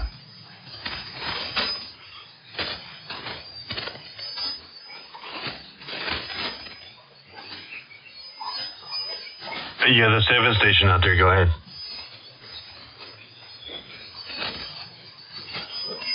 K7 VIA. All right, K7GIA, good evening. Good evening. I just haven't had this on in a while, and I've had a little, made some adjustments on an antenna. Want to make sure how it's getting out. This is Bill in Ogden, Utah. All right there, Bill. N6MUD, Craig here in San Diego. You're about an S9 into San Diego there, Ella. Oh, very good. Talking off my homemade inverted V, up about 23 feet at the peak. Okay, roger that. What's the radio you're talking on? ICOM 7300. Roger. Well, you seem a little pinched on the audio there. If you can widen it up a little bit, it'll probably sound a little bit better. But other than that, you've got a good signal coming into San Diego there. All right. Well, I appreciate that very much. Thank you. Don't get a chance to have fun on radio as much as I used to. Run 3 different emergency nets in this area. So appreciate the comeback. Really do. You guys have a really great evening. Used to live up around Fresno, so I appreciate the weather that's there, even with the rain. Have a great evening. K7 VIA. All right, I'll grab Ogden Bill, let him know he's a good 5-9 plus at aforementioned Fresno. You guys double perfectly on each other. This is the perfect double frequency. I'm just saying hello to Ogden Bill from KB6 GFD Fresno.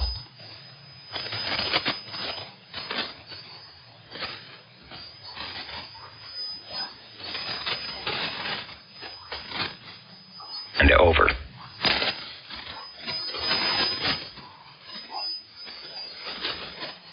I think he's out of here. That is your classic armature radio hit and run. Yeah, more like a drive-by. The old drive-by. Drive-by, yeah. Don't you love it when they do that? When you're just having a conversation, shooting the breeze with the boys. Some guy comes on here and goes audio check, and you give him a 5.9, he gives you a 5.9, he disappears. Yeah, well, that's okay. He's sounding kind of pinched there, and I wanted to try and convince him he needs to widen up the single, but I guess he didn't understand it, and he's a pro, right? He runs 3 emergency nets, so why have good audio if you're running 3 emergency nets? He's also on a 7300, right? Aren't those limited to 2800? I think that's sort of a net thing. Yeah, it's like they have pinched audio. It's like the thing to do, I guess, huh? Not anymore. In my book. Hey, GFD, what radio are you on? This is the GFD. I'm looking at my meters. Okay. I was having a problem with my tuner that's been good forever. I'm also listening to the delay off of Jonathan's radio, so let me turn that down. I'm used to listening to myself delayed through headphones at the radio station, but this is like a little too much. All right, to answer aforementioned question, I'm basically still on the almost 21st century Yaesu FT5000 over. Yeah, no, sounding good, man. I just noticed, man, you're almost 5K wide, so doing good, man. All right, well, the radio's set to 4. It's on the TTBF, so that's like 50 to 4. And then, of course, I'm doing some psychoacoustic malfeasance, as most of us are, that probably pushes the limits, filling up the audio glass, as it were. And then, of course, I'm talking to someone like yourself that has a decent receiver. Over. Oh, yeah. Yeah, you're about 4.5. So, yeah, working good, man. Impressive. You always got that high quality, man. You got so much stuff going on there. It's good to listen to. All right. Now, if only I could make the content match the, I don't know, the audio flavor. There you go. I don't know. I like your audio, so sounds killer, man. Yeah, you got a lot going on and sounding good. All right, and soon when I pull things out of boxes and drill holes and make jumpers, that's another thing I've got to do, and order some couplers, I will be delving into, albeit cautiously, that digital 0 and 1 world, and we'll see how all of this audio gear plays with that kind of radio. Huh, what are you going to do?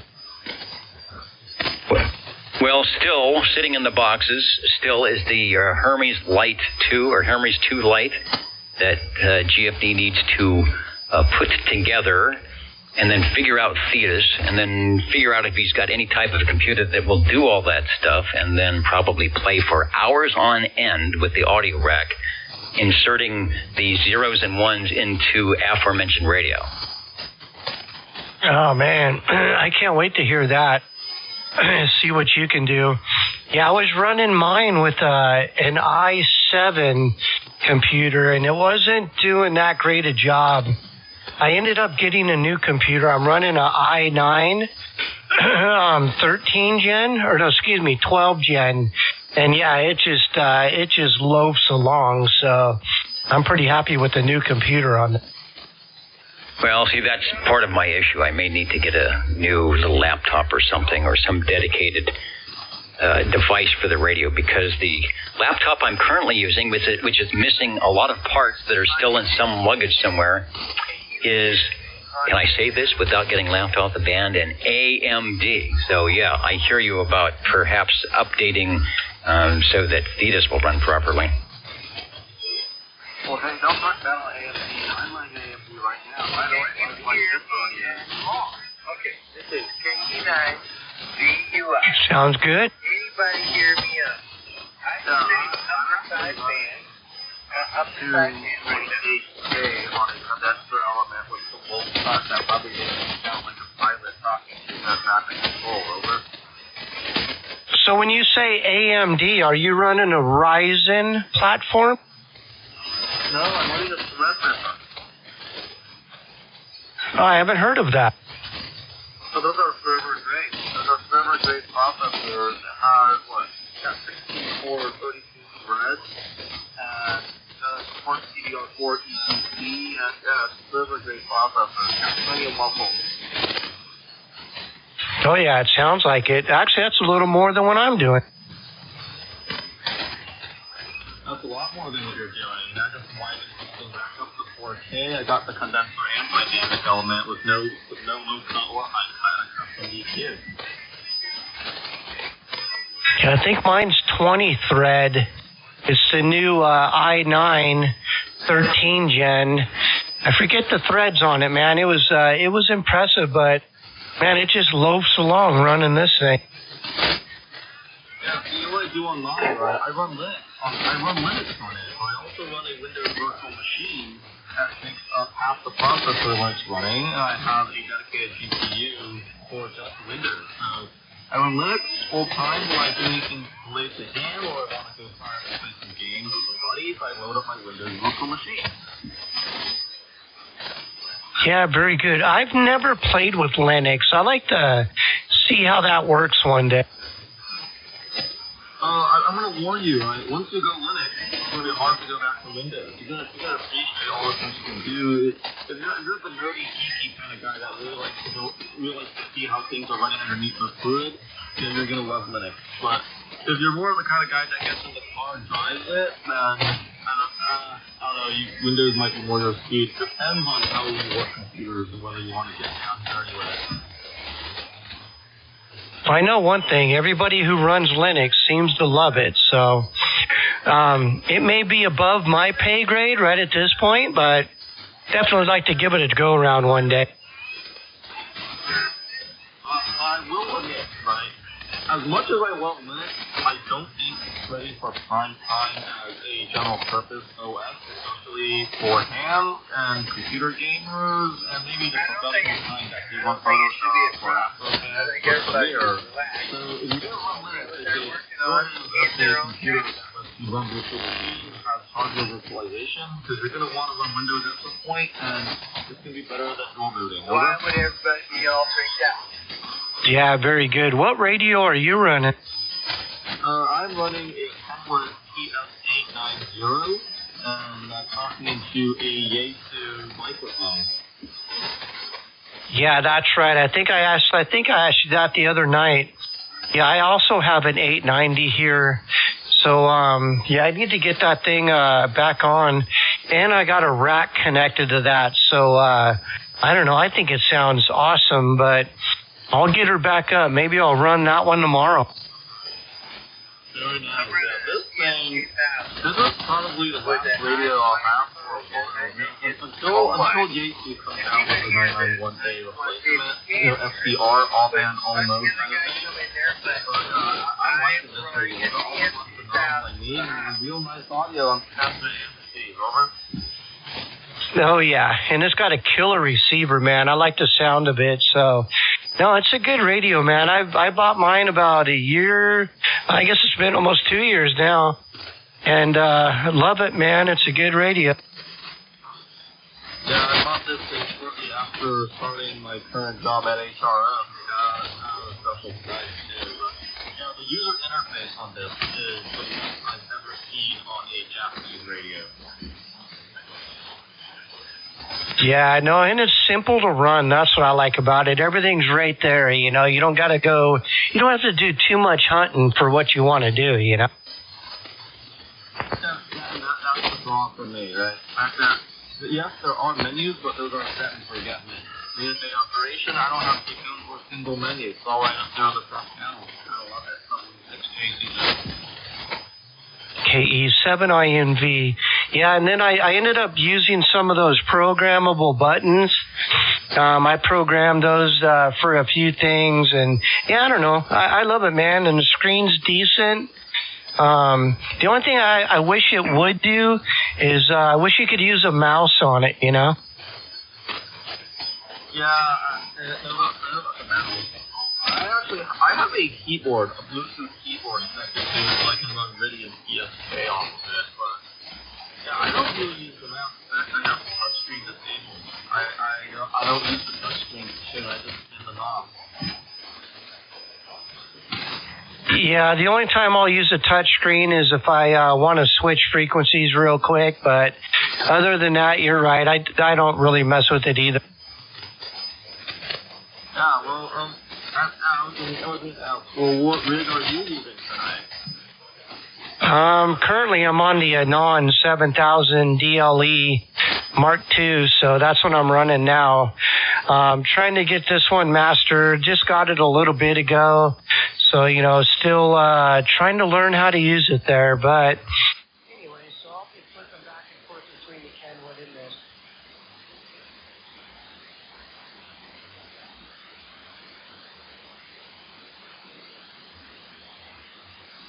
Yeah, I did. I bought it from RJ, or JR.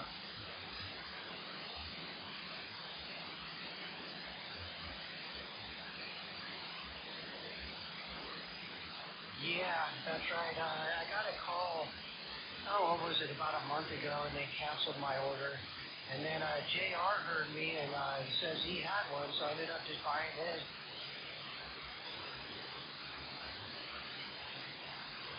Oh, I love it, man. I never thought I would like a computer-driven radio, but honestly, man, it's so easy to operate. Everything's done with the click of a mouse, man, and I don't know. I think it's super easy. The screen's killer, Thetis, and I don't know. There's a lot of good. The receive quality is amazing.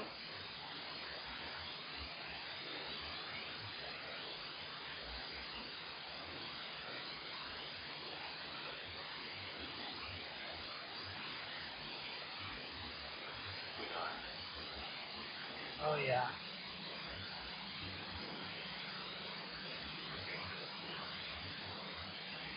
Oh, there you are. Is that Ray? There we go. Yeah, you sound great, man. So are you, man. Sounding good, man. How's it been? Oh, no, I heard you in there. I don't want to hog it up here, but yeah, you sound really, really good up here. Oh, yeah, you're doing the same, man. Easy 20 over. But jump in, Ray. Don't be shy.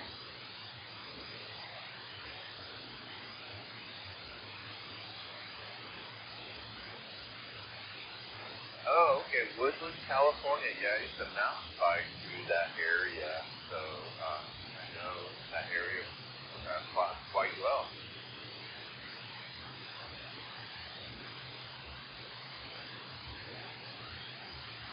Yeah, the call again is Kilo Fox 7, Lead, November, India. I got a little echo here. But anyway, Kilo Fox 7, Lead, November, India.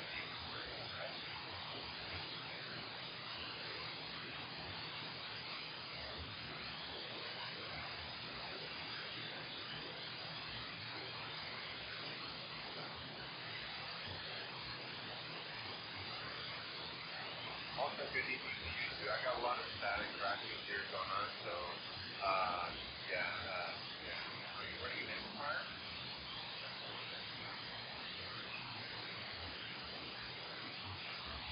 Anyway, pick him up. I can barely hear him.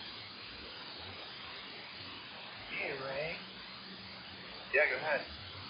Hey, I got a question for you. I was talking with you guys the other night about the loot. Anyways, Russ is running his at 280 feet. How long is your loop? My loop is about 280 feet or so, and what my problem is I get windstorms up here, and Russ is using the magnet, hard, solid core wire, right? So my particular wire that I put up there is TH8N, so it's stranded, and it's all copper, just Home Depot type wire, about a 500 foot spool, and so I just put up whatever can fit up there in the trees, right? So I got it pretty close to where I can make it work, right, as far as the tuner. And it's about 280 feet or so, give or take. So I don't know how long it is. It's probably longer than 280 feet right now, because what happens with this type of wire is it'll stretch because of the wind, right? Okay, copy? Oh, yeah. But I think that's the same wire. I just happen to have a roll of 12 gauge stranded THN, so I'm just going to use that, man. I just want to get it up there, I'm going to go that same measurement, the 280 foot with 55 foot of the. Yeah, I'm going to make some homemade window line. Get those what are those something snaps, and just use those so I can run 14 gauge wire. So anyways, man, I kind of got it figured out. And I want to thank you guys for helping me out the other night. Yeah, no problem. I know the band is kind of fading right now, so but anyway, yeah, it's a lot of fun. Setting up your own antenna. I was so happy when I went from the dipole to the loop as far as the receiver, well. I mean, it worked out really, really well, guys. Oh yeah, I'm kind of stoked to get it up there. So it is on my hit list to get that completed before fall runs. So I actually got a couple other ones I'm going to do at the same time. So yeah, I just want to thank you guys for spending the time with me, man. It was good, and I really appreciate it. Yeah, you're on Lovelock, right? Yeah, that's right. I think we were talking last night with you and Russ. Yeah, man. If I were you, man, I would go with like I would seriously consider, like 1,000-foot plus wire. You know what I mean? If you got all that area, and you can, if you're actually going to want to plan it out, do it, Mr. What's his name out there? Anyway, I would just go with a 1,000+ foot antenna, and man, you will be king, man. Hey, I was talking with JR the other night. I guess he runs his at 2,300 feet. Bro, that's like serious. Yeah, I mean, you just got to do the math. So what happens, okay, when you run the THN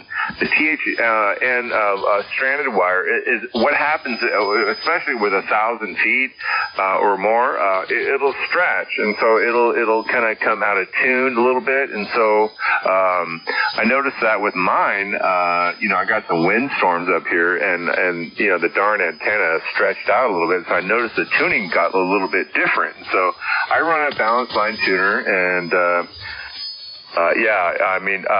you will not regret 1,000 plus or whatever it is, 28 or what is he running? What's his multiple? I was going to run it at 280. Is that what you're asking?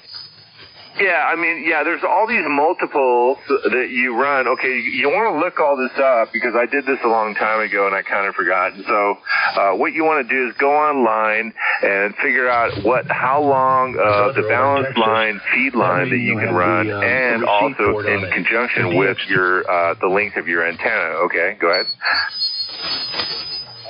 Yeah, very good. I did most of the math, so hopefully I got it correct. It was something I was going to ask you. Now I just kind of had a brain fart. There's one other question, man. I need to remember.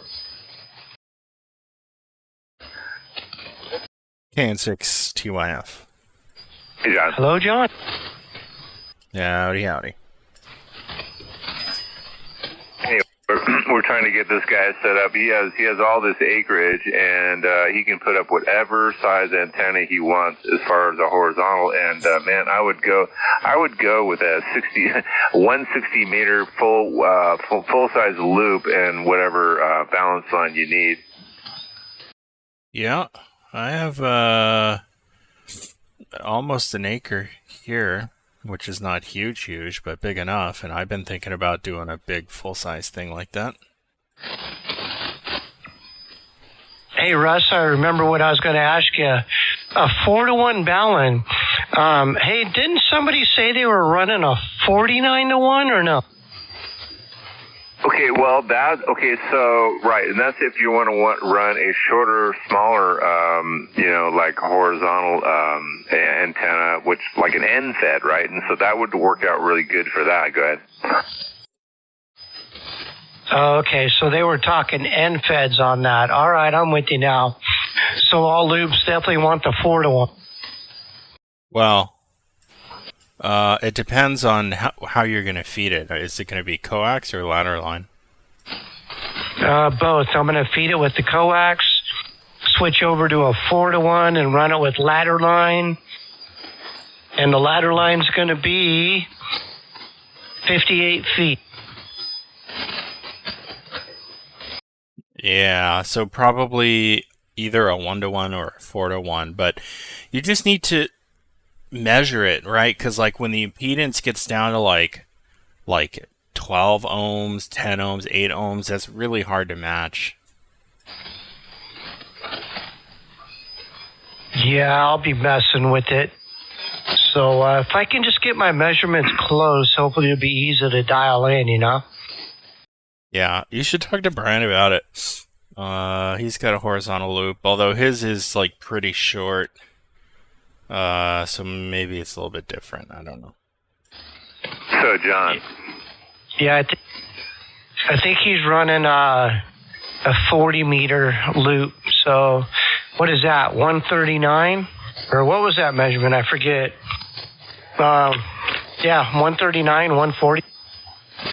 Yeah. And then what was that, Ray? So I did the math on my feed line and the length of my antenna, and of course, that all can kind of vary, okay, depending on the conditions like weather, rain, and so on. But anyway, I got 98 feet of feed line because of my situation here, and of course 280 feet of balance, of wire. And anyway, what it turned out to be is, really close to a flat match, at 4 meg and, of course, 7 meg. Yeah, I mean, that's perfect. That's a full-size 80-meter loop. Yeah, pretty close. And so, I don't run any coax. Yeah. Okay. Well, that's good. It's easier for the tuner to handle.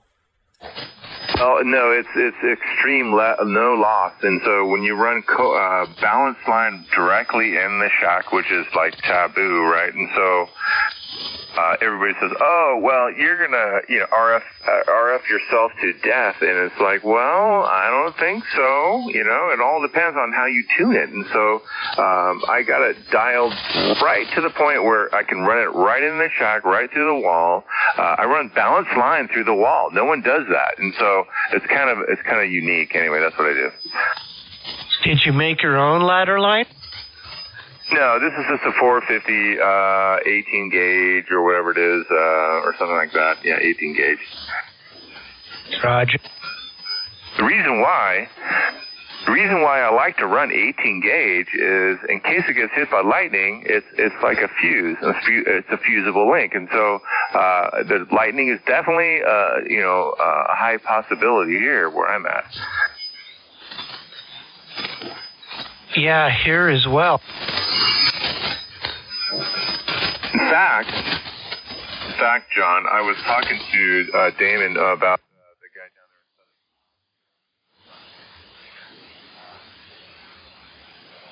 there. Some coils to ground, and so that's like a DC ground, but not an RF ground. Okay, and so in other words, you can still run your radio, and it won't ground itself short. And so, but if you have the right, what am I trying to say? The right type of coil to ground, it'll be a DC ground and not an RF ground. Okay, and so what it does, it helps eliminate noise, and also if you get nailed by lightning, it'll go right through the coils and hopefully not blow up your system. Yeah. Well, that lightning stuff, that's a whole other ball game that I've never really had to think about, so. Well, I got that from an old man that guy kept on getting blown up by lightning, and so he decided to put these coils in and no more blow up. So it never got back in the shack. It just went straight to ground and blew up the coils. Well, guys, I'm going to jump out of here, so 7-3s to you both. All right, well, take care out there in Lovelock. Yeah, 7-3s. KE7INV clear. Hey, take care, Nick. Yeah, thanks, Sean, and you too.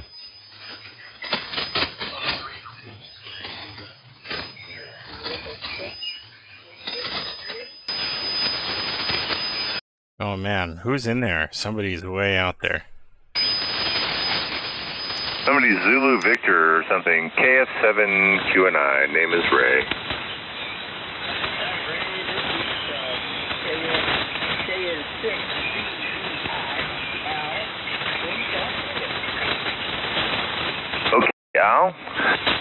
Crazy Owl. All right, very cool. That's a kind of a cool call. Where are you located in California? Go ahead. I'm in Medford, Oregon. Go ahead.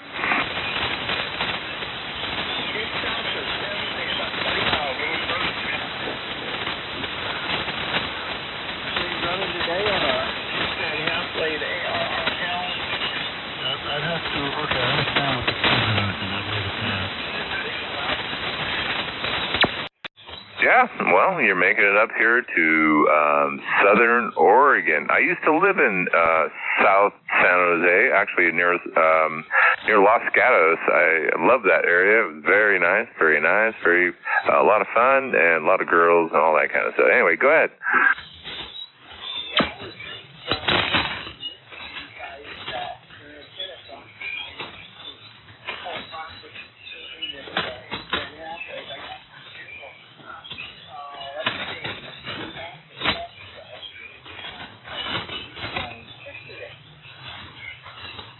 Okay, are you just running 100 watts?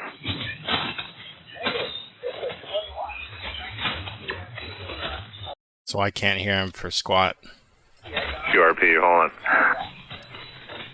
Right, so you're running 20 watts. Okay, so John's too close to you, and so he's in Oakland, so he's not going to be able to hear you whatsoever. And so the band is kind of long, so I can hear you, but you're kind of light. So, 20 watts, I'm running 1,000 watts, okay, on a 80-meter loop, and that's what I'm doing. Go ahead.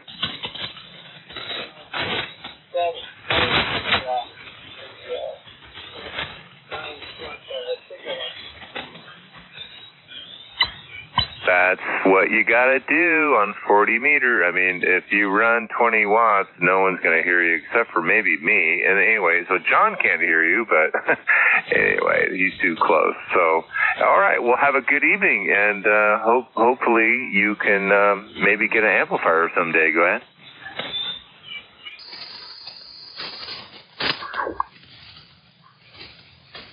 Yeah, if that. It was the Mid-Eastern long difference. K6DCL, great signal down here tonight, as well as... All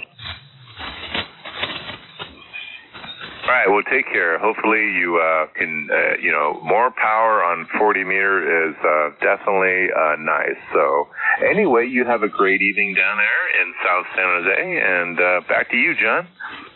Yeah, I do copy him, sort of. He's right at the noise. I did catch Kilo November 6 Bravo Golf something. This is Kilo November 6 Tango Yankee Fox in Oakland. And yeah, man, if you're going to work 40 meters at night when there's static going on, you're going to need really probably a lot more than 20 watts. Sometimes even 100 watts might not cut it. But hey, solar cycle's on the upswing.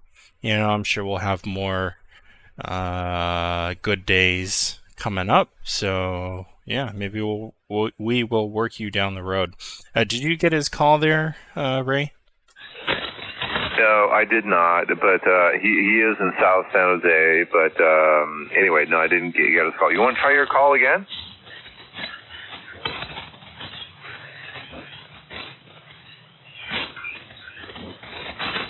Nothing heard. Yeah, he was at S9 in San Diego. Oh, hey, Craig, how you doing? Hey, guys, good evening. I didn't catch this call. I was just listening, but 20 watts from San Jose, not too bad on this evening. But like the guys are saying, you got to have more power if it's lightning crashes and all types of stuff going on in the evenings on 40 meters. Yeah, I went through. I did a wild card search for Kilo November 6 Bravo Golf something, and there's 1, 2, 3, 4, 5 possibilities. So yeah, oh well.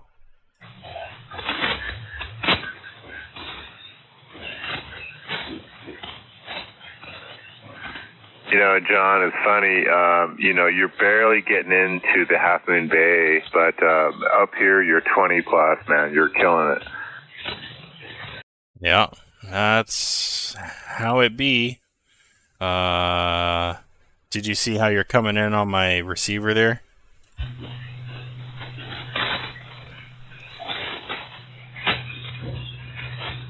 Oh, somebody's tuning up or something.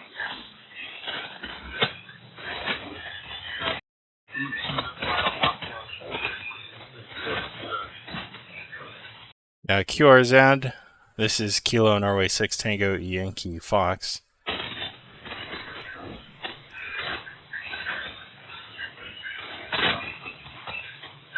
Nada. Yeah, it's kind of hit and miss right now. You know, the band is kind of funky. Anyway, Craig, you're doing very good, man, up here. Craig, doing very well. Go ahead, Craig. Yeah, Ray, man, you're 10, 15 over, good conditions, and I can look at John's live feed there, and you're about the same on his meter. So that's pretty good, man, considering how far away you are from San Diego. 15 over 9 is not a bad signal there, Ray. Over. Yep, it's just, you know, the wire in the trees, you know, that's all I'm doing. It's this dirt cheap antenna up in the trees and no coax. So I'm just using pure 450 line all the way up, 98 feet of it all the way up to the antenna, you know, and right directly in the shack. That's what I'm doing. Yeah, copy that, Ray. Well, hey, man, here's the thing to keep in mind. I'm not sure if Nick's still out there, but he was going to run like 200 feet of hard line to a 4-to-1 balun, and from his 4-to-1 to about 90 feet of ladder line. I've never heard of that type of configuration before. So Nick, if you're listening, you might want to ask around about that. I'm not sure how that's going to work for him. Absolutely, well. Well, here's what my concern is: using ladder line all the way to the shack, like a lot of people do. That's zero loss, very little loss there. Having 200 feet of coax and then ladder line, what does that do to your loss? Well, there's all kinds of conditions, you know, that apply to that there, Craig. And so what my problem was, if I ran any kind of a coax, so let's say if I ran, even if I ran a little bit of coax outside of the shack, okay, into a balun, 4-to-1 balun or whatever, you know, into the ladder line, you know, like a lot of people do. If there's any kind of moisture going on or freezing capability, you know, any kind of problems like that where there's condensation, any kind of moisture, well, that'll throw off all the capacitance in the coax. And so even with the ladder line, you have a problem with capacitance. And so you got to understand what's going on there. And so I decided, well, you know, I'm not going to run any damn coax because, you know, the coax would only last a couple of years before it would get all thrown off. It would get full of moisture. And even if you ran LMR stuff, you know, that kind of stuff, it would still have problems. And so I decided just to run full-blown just a window line or whatever, you know, 450. It's actually 400 ohm, but and just run that directly into the shack. And I've had no problems since. I don't have any RF problems now that I got everything figured out and the grounding is all correct. And so all those things are considered. Go ahead. Very good, Craig. Yeah, exactly. Very good job. I have a couple feet of coax because my 4-to-1 balun's outside, but I used to run ladder line all the way in the shack, Ray. But then I got a new tuner, and then when I tried to do that, I had RF problems in the shack, so I no longer do that. My ladder line runs about to the window and it stops. So. But anyway, I'm sure it'll work out for Nick. I've just never heard of someone doing that. Either you run a couple feet of coax, 4-to-1 balun, and then you do the whole ladder line thing. But 200 plus feet of hard line, and then 4-to-1, and then ladder line. I don't know. It'll probably work. I'm just not sure how that's gonna all tune up. All right. All you guys, hold on there. We're having a conversation here. The frequency is in use. And so anyway, but yeah, Craig, I know what you're talking about. I had that problem too. And so Yeah. Anyway, I wound up working it all out. I found out what the problems were, grounding issues, microphones, all that kind of stuff. It makes a big difference, when you get all those problems figured out. Anyway, but yeah, Craig, I think you got your issues all worked out. It sounds really good what you're running, at least up here. I mean, right now you're 15 over. You're doing very good. Go ahead. Oh, yeah, you're the same, 15 to 20 over. There are breakers out there. Go ahead, N6MUD, San Diego in the group. San Diego! Shut up, you dumb old man. Go get a job. Dumbass.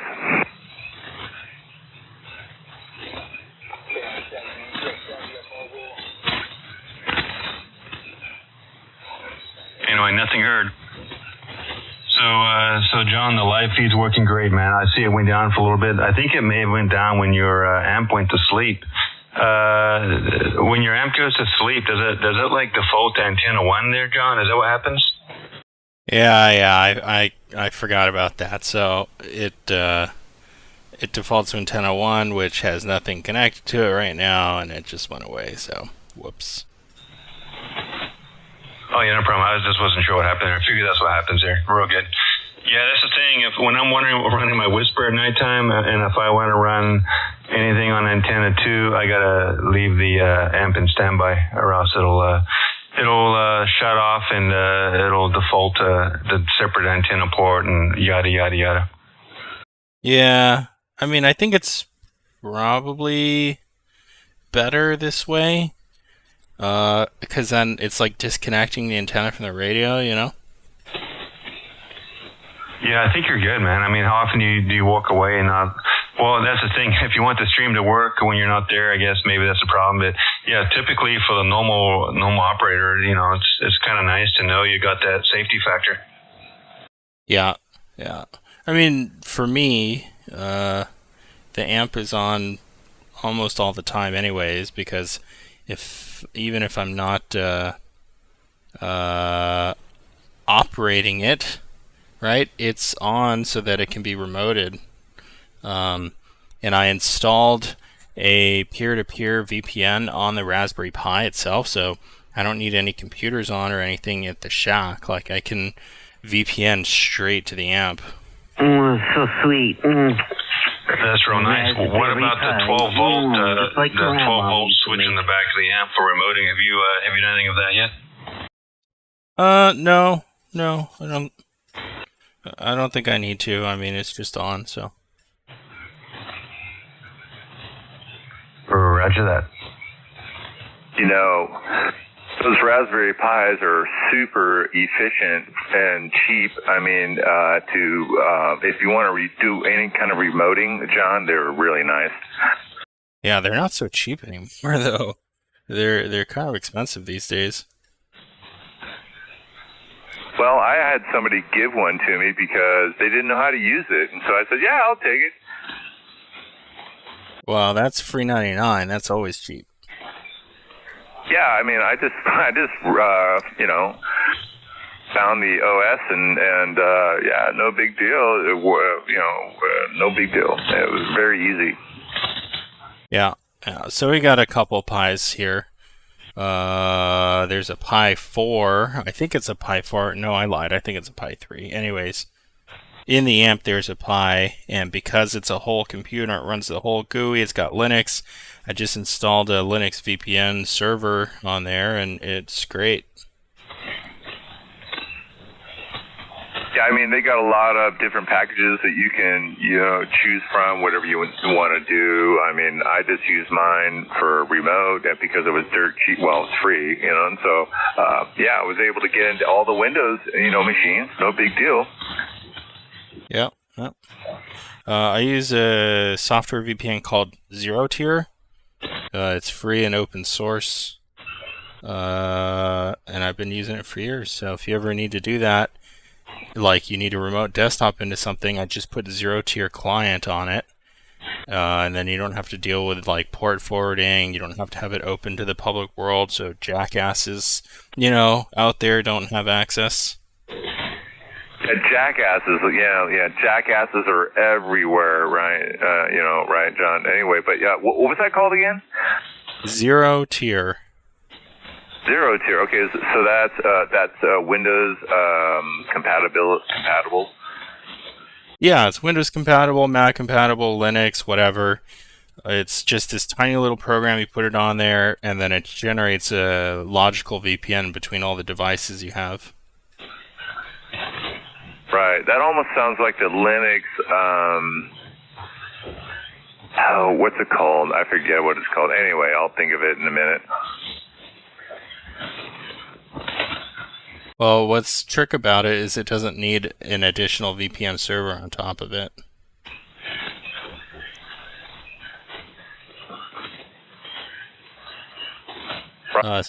Aren't you happy with ConnectWise? I mean, with what you actually do professionally? I mean, that's what you use, right?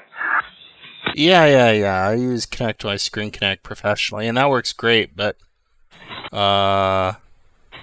if I need actual network line of sight, like I need to be able to talk to something at a basic level and not just have a remote desktop, then I use Zero Tier. But for everything else, the ConnectWise Screen Connect is awesome.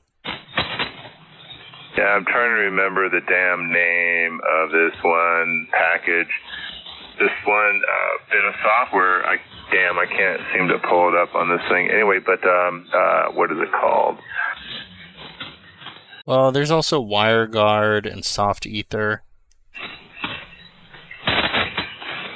Oh, I got to bring it up. I just can't remember. Too much stuff there, John. I'm almost 60 years old, and so I lose it, man. Gotta shake out the cobwebs. Yeah, I need to drink more. Maybe more coffee. Oh no, coffee! I just go out of control. So hold on here. What's it called? It's called.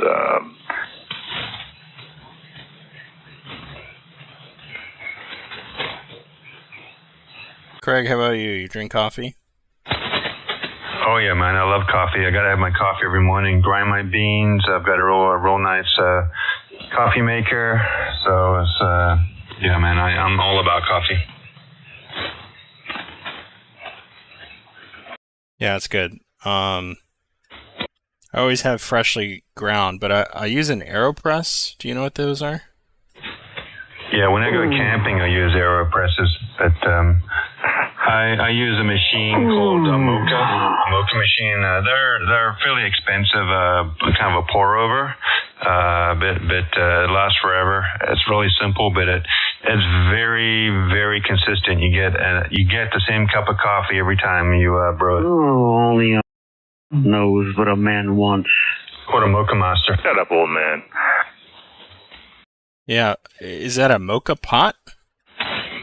Mocha Master is the name of it. Amazon has a Mocha Master. Check it out. All right.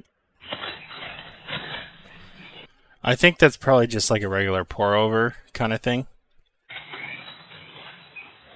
It's similar, but it's the way they engineered it. It's very consistent. You'll see when you look at it. Yeah, it's good. It's good. I do have a Chemex here. Like, if I need to make coffee for two, I'll use that. Do like a nice pour over. But for me, the AeroPress is so nice because the cleanup, I don't have to. It doesn't use like a lot of paper or anything. The filter is like pretty small, and when you're done, you just like go to the trash can and just press out this little puck of coffee, and that's it. Yeah, dude, AeroPress is great. Like I say, I use it when I'm camping, man. It's real good. Yeah. When I'm camping or traveling, it usually comes with me. It's nice, like when you have to go stay in a hotel and you can have real coffee and not that crap they call coffee. Yeah, because I used to go to Starbucks a lot and all those places, but I don't know, man. I don't like those places anymore. Guys are forgetting. I avoid them if I can, and I'll either go to the mom and pop or I make my own. Yeah, that's the way to do it. God, imagine trying to call somebody gay in 2023 as an insult. As a double there. What was that, Ray? No, I do the pour over version. You know, when you pour it over, man, the ground is so much better. I've learned that technique, and it's like really a way better coffee, way better tasting. Well, it's something to look forward to at least. Yeah, it tastes much better. Tastes good. You actually enjoy it. I put a little bit of coconut milk in my coffee, and that's really good. It's cool. Yeah, I don't know. Give it to me straight, you know? Exactly, Craig. You grind them fresh, and you do the pour over, and it's like, wow, you only need 1 cup. You know, I mean, if you need more than that, okay, fine. But yeah, I'm just ready to go after 1 cup. Yeah. Just keep it to 1 a day. That's it. Yeah.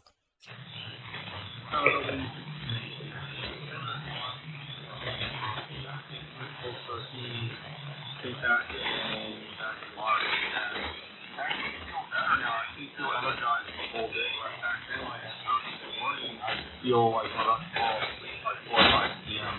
And we'll my driving home, so I'm like Ray, do you copy anyone? Exercise. Who's that?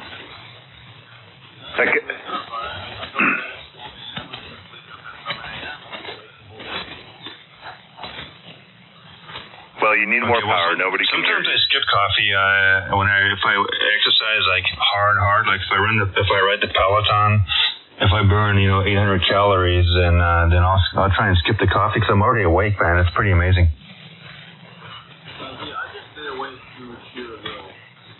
I can't hear him. That dude's weak. Hey Jim, do you have your amp on?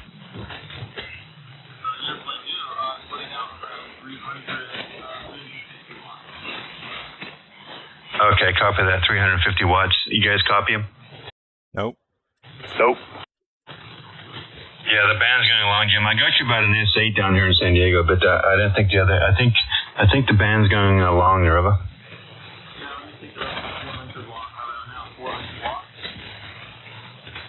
Actually, the band is going longer as we speak. You're getting weaker as you speak.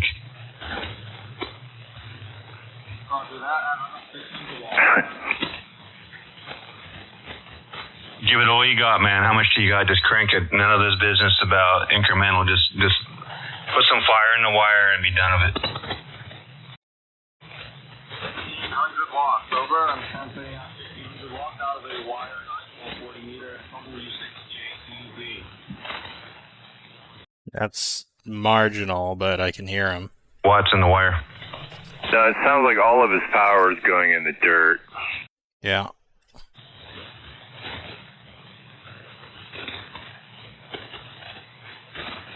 Oh well. Can't really copy you. Gotta have that capacitance, man, between the wire and the ground, right? Yeah, or good ground. Well, yeah, I mean, you gotta have some output. You gotta have some gain. I mean, a little bit anyway. Get out of here, you faggot.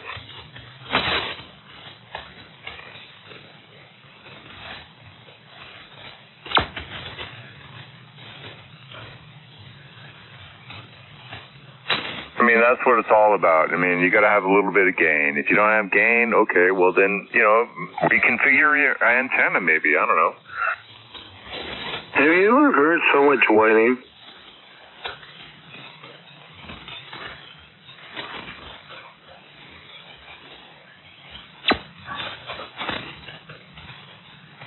There's a hell of a lot of psychology in HF, isn't there, John? Yeah, it's amazing.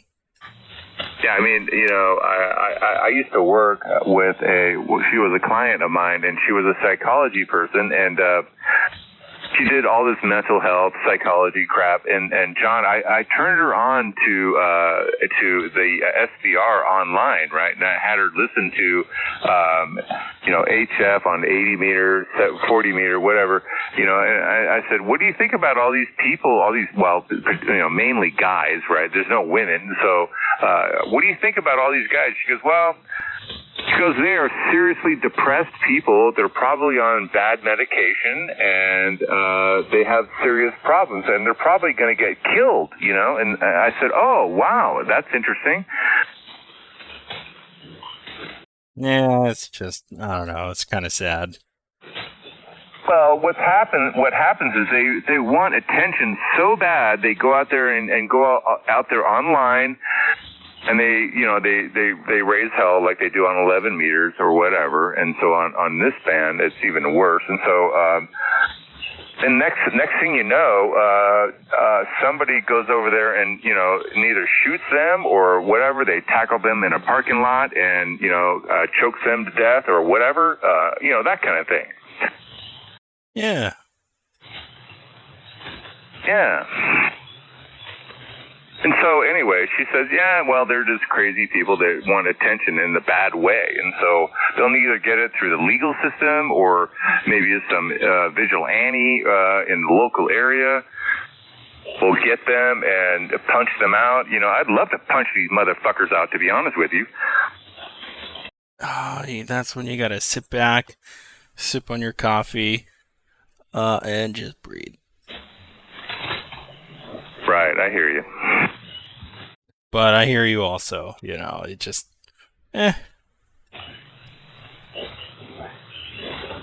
It's a display of humanity. I think it is.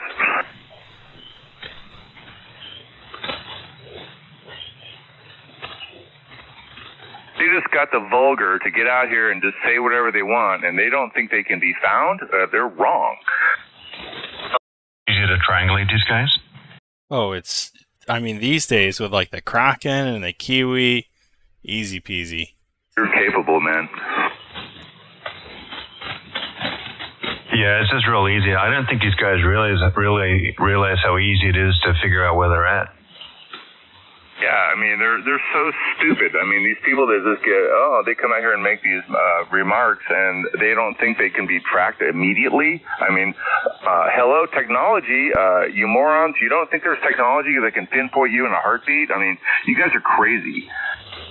Time difference of arrival. Okay, we have GPS already.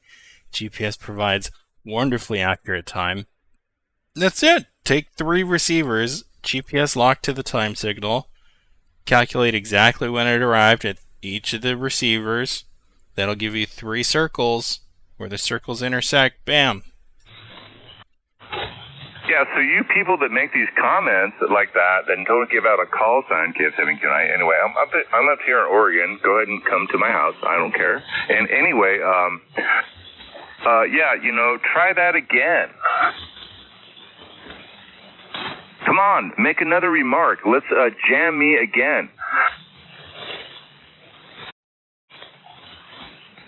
Come on, man. These are people that have to try and feel better about themselves by denigrating others, so. No, they're people that need attention. That's the whole psychology part, John. And so they come out here and they go, oh, you pussy, whatever, and it's like, well, they want attention, and so they're going to get attention, and they're going to get it in a very bad way.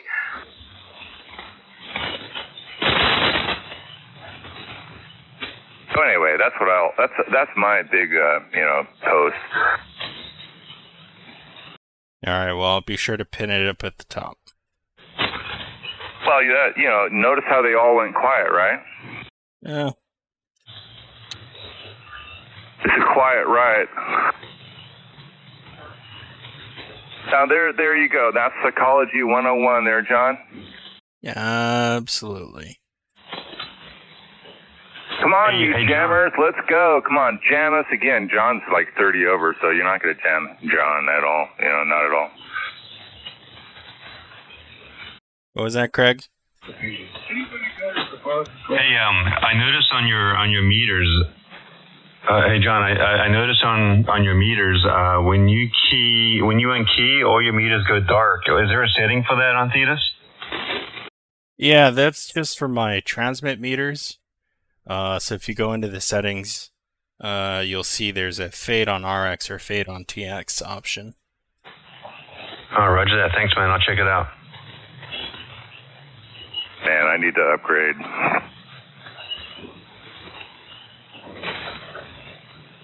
Well, Ray, I mean, that was one of the reasons I sent you the link, is so you can get an idea of like what it would be like to operate, one of these radios. I know. I'm gonna pull the trigger, John. I will do. Boy, you will hear the difference. Wow. At least watch the stream a little so you can get a good picture. Oh, I have. You want me to go work the flex for a bit? I think you've seen the flex, right? Yeah, I need to get a microphone hooked up to my laptop, and I can actually do that. Yeah, I'd be bitching. It would be bitching.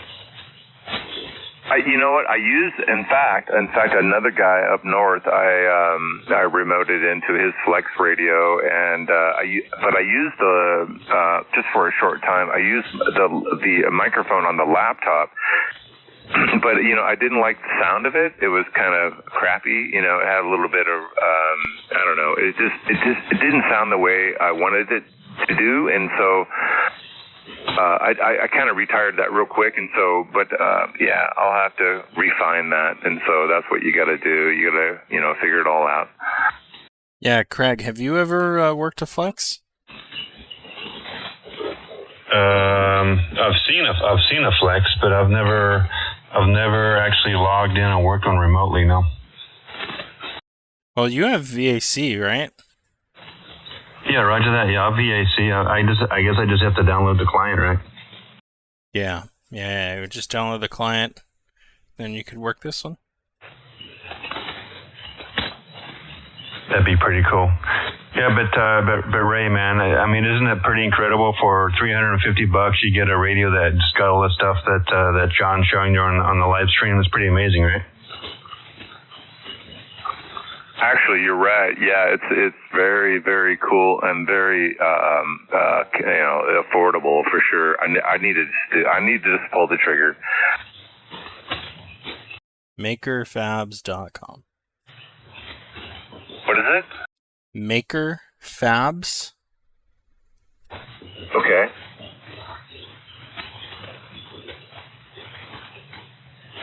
That's like the official manufacturer for this open source version. Right, and so do they do the thing where it's like you got to upgrade every other month or something? No. So on these projects, like, the hardware is totally separate from the software, right? So as long as you have the hardware, you pretty much run whichever software you want. Now, sometimes the softwares go through quick revisions, and sometimes they don't change for months, and that's just kind of how it goes. Or if you want, you can keep the original software that you got. This seems to work, right? And so you're happy with whatever version you got, and it works, and so you just keep it, and you don't need to upgrade all the time, right? Yeah, totally. But software-defined radios, man, like new software, new features. Obviously, it's newer, it's better. Yeah, I need to pump a signal. I need to pump a signal like that through this antenna, and it would be very, very nice. This radio is definitely antiquated, and so I need to upgrade.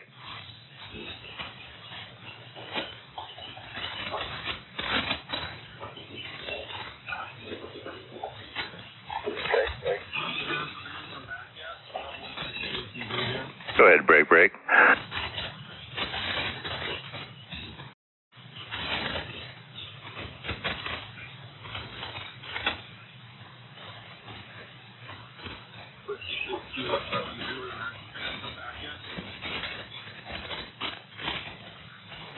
Somebody else in there, John. Did you hear him? No. I can still copy you fine, but I think the other guys still have trouble hearing you. Ham radio is for jamming.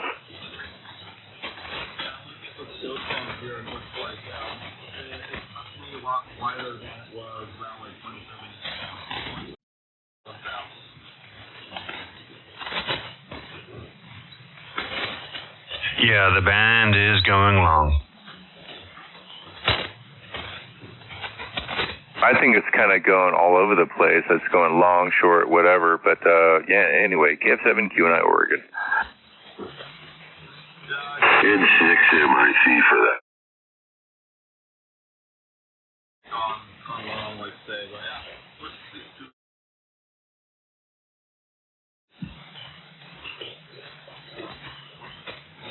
25K for the guy running the recordings. That's $25,000 for you for a fine there, brother.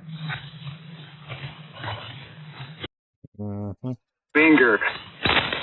Yeah, you'll get the letter, man, and then you'll get the law enforcement at your doorstep. Get out of here, you faggot. Have fun there, old man. You know, you're going to get a big fat fine there, dude. Shut up, bitch. Good luck. It'll eventually happen. It won't happen immediately, but eventually it will happen. Don't get panties on. 6 MUD. Catch you guys tomorrow. See you, Craig. All right, Craig, take care. Have a good evening. Findings. Theo, Mojave, guys. Probably. Here, man, you're 30 over. Yeah, you're strong. Yeah, it's getting time, you know, to where it's like past 10 o'clock and you get all the morons out here, and so it's time to turn it off closely, right? Yeah, all the drunkards, you know, what do you expect? I do it for a blowjob. Yeah, these people, I guess they love to live dangerously, and so, you know, I mean, come on, there's technology out there. You're going to get busted sooner or later, and so have fun, you know, while you can. Oh, it's not that, man. It's just, they probably got a touch of the tism. What can you expect? Exactly. I mean, by the way, John, you're really loud.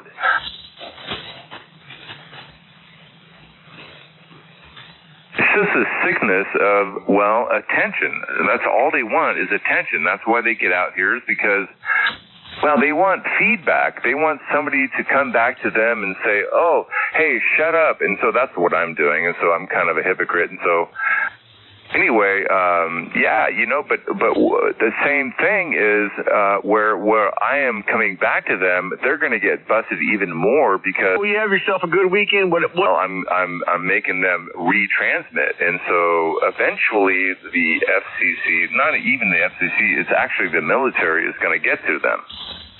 Ham radio is for jam.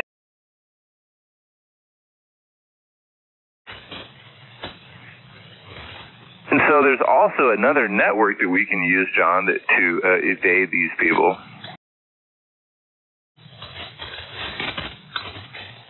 What is this, the rectum and bowel net?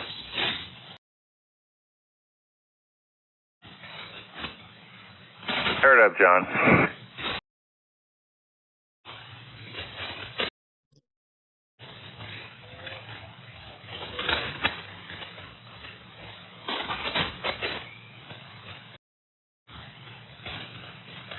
All right. Let's go to that other band. All right, just send me a message. All right, 7-3, CAN62F. 7Q9.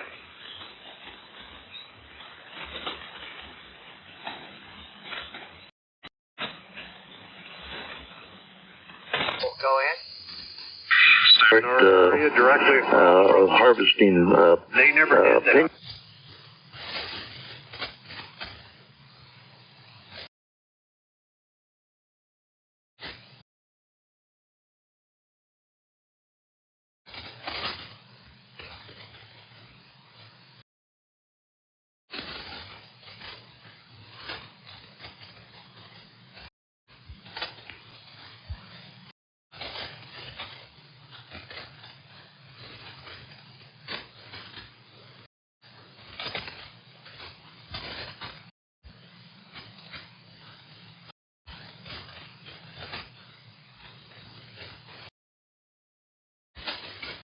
And 6. Kilo Norway 6 Tango Yankee Fox on 3880.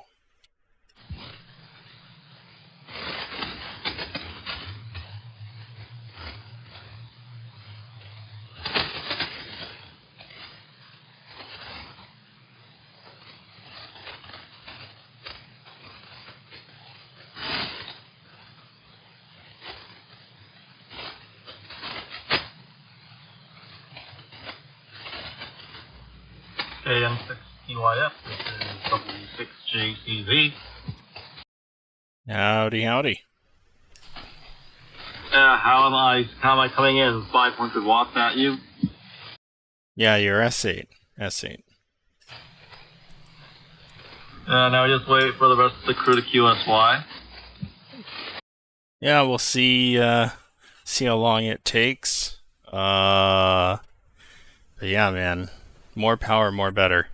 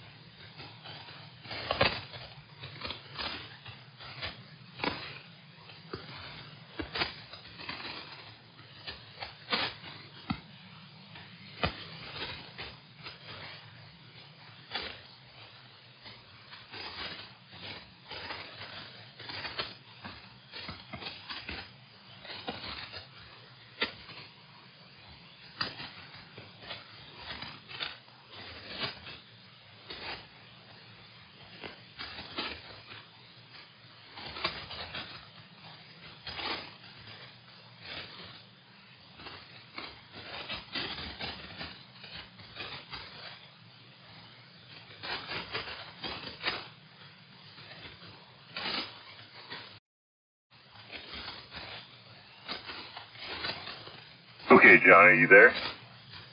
Yep. All right, how's it working? Yeah, it's working. Not as loud as you were on 40, but... Yeah, 40 is definitely better. 40 can run really good at night. I mean, it could really kick ass. Yeah, it's okay. It's, maybe we'll attract less detritus here. You're right. Well, what it does is a lot of those guys on 40, they can't do 80 very well.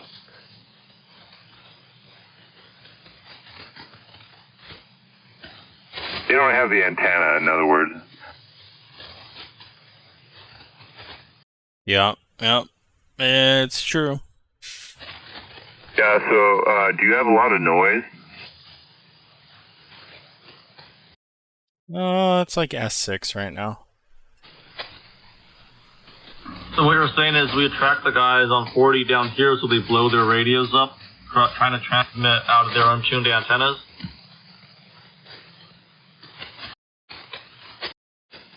Well, more like there's too many flies hanging around on 40, and we're getting followed everywhere.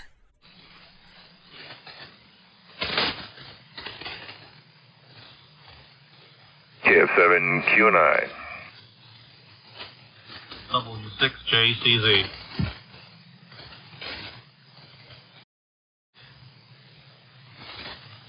Yeah, actually, John, this band actually will kick up a little bit later on here. That's what I'm hoping. So what are you running for your antenna these days, John? It's the same. It's a fan dipole about 40 foot up. Okay, at the apex. Yeah, I mean, it's not in an inverted V setup. It's like a traditional dipole, you know? Right on, right on. Yeah, it's working. I think it's working really good for you compared to other dipoles I've heard in that area. So, I mean, you're doing very good. Yeah. I don't know. Can't explain it. Just good feed line. You know, it's all LMR 400, so low loss. We've got the proper chokes and good power, so yeah. Yeah, it's working great. I mean, you do what you got to do with your situation and location and all that. Yep. Yeah. I mean, out of all of it, with radio, that's really what it's about. It's like optimizing it the best you can for your setup.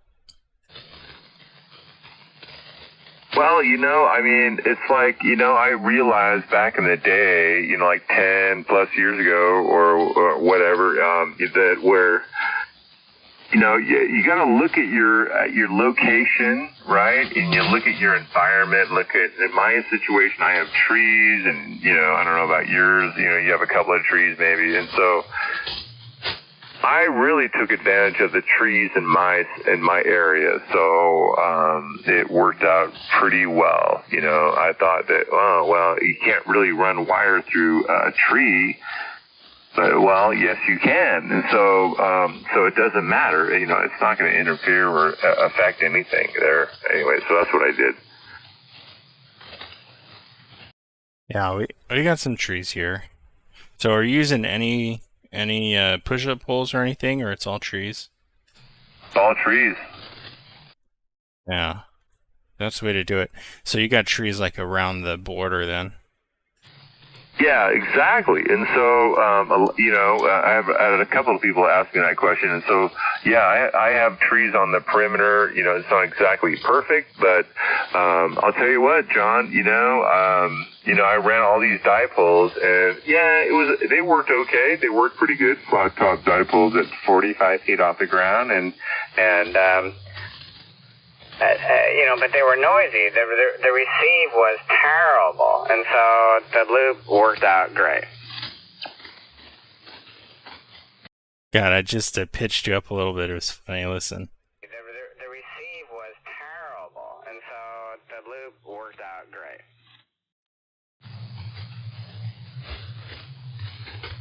Just cracking me up. Yeah, whatever, and so, yeah, it's a great situation for me. I got lots of trees. It just, there's like too many, right? Because like to do a loop easily, you need trees all around the edge. And I got trees around the edge, but also in the middle. So trying to pull up a loop in that scenario is hard because you got to get the wire over the trees that are in the middle.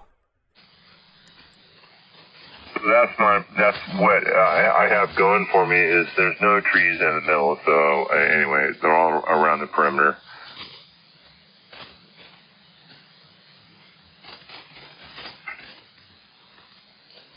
Anyway, John, I think I'm going to get out of here for the evening, and I'm kind of getting tired. So anyway, are you going to be around tomorrow morning? Yeah. I'll be around. Let me. I mean, morning for me is not the same as morning for you. Don't forget. And tomorrow's actually my birthday, so I will be on. I think a little bit, but not as early as you and Russ, at least.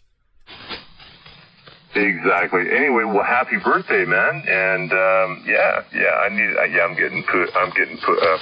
And so anyway, all right, John, have a great birthday, and if you can get out here in the AM, that would be great. All right, yeah, sounds good. Say hi to Russ. I'll do that. All right, well, anyway, you have a great evening, and have fun with all these morons in the evening.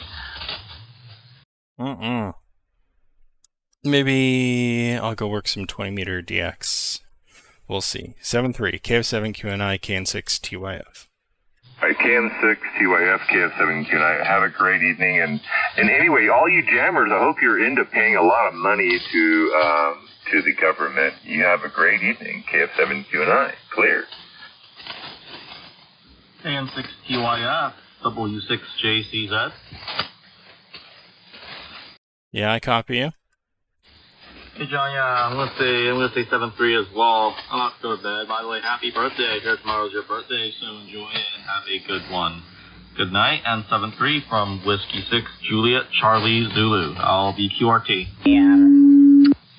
All right, 7-3, KN6TYF. Situation that was going on there is pretty bad. I think the cap was actually more at fault than the potentiometer, but I replaced them both just in case. So did some mowing in the evening when things cooled down and cleared out some more areas. So that was pretty much about it. Kind of a quiet Sunday. I did make the military net this morning, so that seemed like a big deal for me, but just to getting up is the only thing, so it was nice to hook up with the guys. How about you? Well, nothing much, kind of typical Sunday. We did a few things here. Beautiful weather, really, here right now. So just enjoying that a little bit. And I did a number of things there. And finished up the TBW. Yeah. The lower section, as I sent you the picture there, so that's all ready to go. So now we're going to be attacking, the inverter there, and doing the installation there, and the cable to go into the shack there, and did he just? That's going to be that. I don't remember him dissing anyone. It's going to be interesting over the next few weeks though, to have that on the KD60KX and I6Q. NI6Q from KD6TKX. One thing I got to prepare you for, that keying relay in that radio is going to be the loudest keying relay you've ever heard. Do you think you can handle that? Yes, I can, because I actually wired a bias blocking type of system, as a recall on the HF section, maybe. It actually works for both sections. You can do that for the power supply, and you just key on the grid. Oh, so you modified the radio so you're not using the keying relay? I'm using the keying relay, but not as not as a keyer. In other words, you can use it still, as a keying relay if you wish. But I just cut the line, of the bias. And if you insert a key there, then you can do, bias keying, which I do with the Mach 20 as well. So, of course, you don't have the racket of the relays then. All right, well, be careful there, my friend. You never know what you might be upsetting in the apple cart there. Yeah. Well, I don't know that. I guess you won't be hearing the relay going back and forth, but if you did, it's a very loud one. Well, when I from transmitter receive, but after that, no, I won't hear it. Just gotta have, the signal on the receiver, I guess. But we'll find out. I don't know yet. It's going to work out. All right, well, very cool. I'm looking forward to our first TBW to TBW QSO. And I've really been having a lot of fun with that station since I kind of reactivated here lately. And I'm so pleased that I was able to find that cabinet, the cabinet for the receivers. And it was kind of a outlay of time and energy and money to get that thing shipped out here, but I'm so glad I did it because it really takes that station to the next level. And it works great. I have both the RBMs now working good. The low frequency one had a few problems last time I had it operating, so I've gone through both of them working good and ready to go. A lot of fun to operate. Yeah, okay, very Very good. Well, that's good work on both sides, I guess. What's the radio you're on there? Is that the 610? No, this is the KW1. Yeah, okay. So, yeah. All right. You know, I don't have a full, precise recovery with the ARC2. I'm using any kind of an LS whatever speaker there, and it's not very good. It's one of those little ones with a plastic membrane. But the thing is not very good, so I need to connect a real speaker to that thing to make it justice. Yeah, you're using an LS166? Yeah, I think it's one of those khaki ones. I don't know. You know, it's typically used with the Angry 9 there. So it has a switch on the side, for exit use or vehicular use and things like that. So that's the one I'm using right now. Not a very good speaker. Oh man, that's not loving yourself to be using one of those. They really do have that crappy sound, don't they? But the ARC2 does have pretty nice audio, both going receive and transmit, as I'm sure you've noticed. So a better speaker on there would probably produce some really nice results for you. So it is a Collins, right? Yeah, that's true. So I think I have something else. I just need to take the time to put it in, or maybe I can actually use one of the speakers that's above. There's 3 speakers around there, so I should be able to catch one of those. Just a matter of a little bit of time. So there we go. Well, you sure got the ARC2 on quick. I guess it didn't really fight you too bad, did it?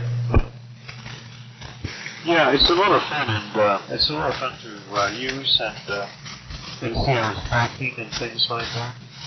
And what a radio for 44 or something like that. That's pretty amazing. Yeah, it sure is. But I'm so glad that it worked out for you. What a bummer it was on the other one to have the auto-tune all screwed up.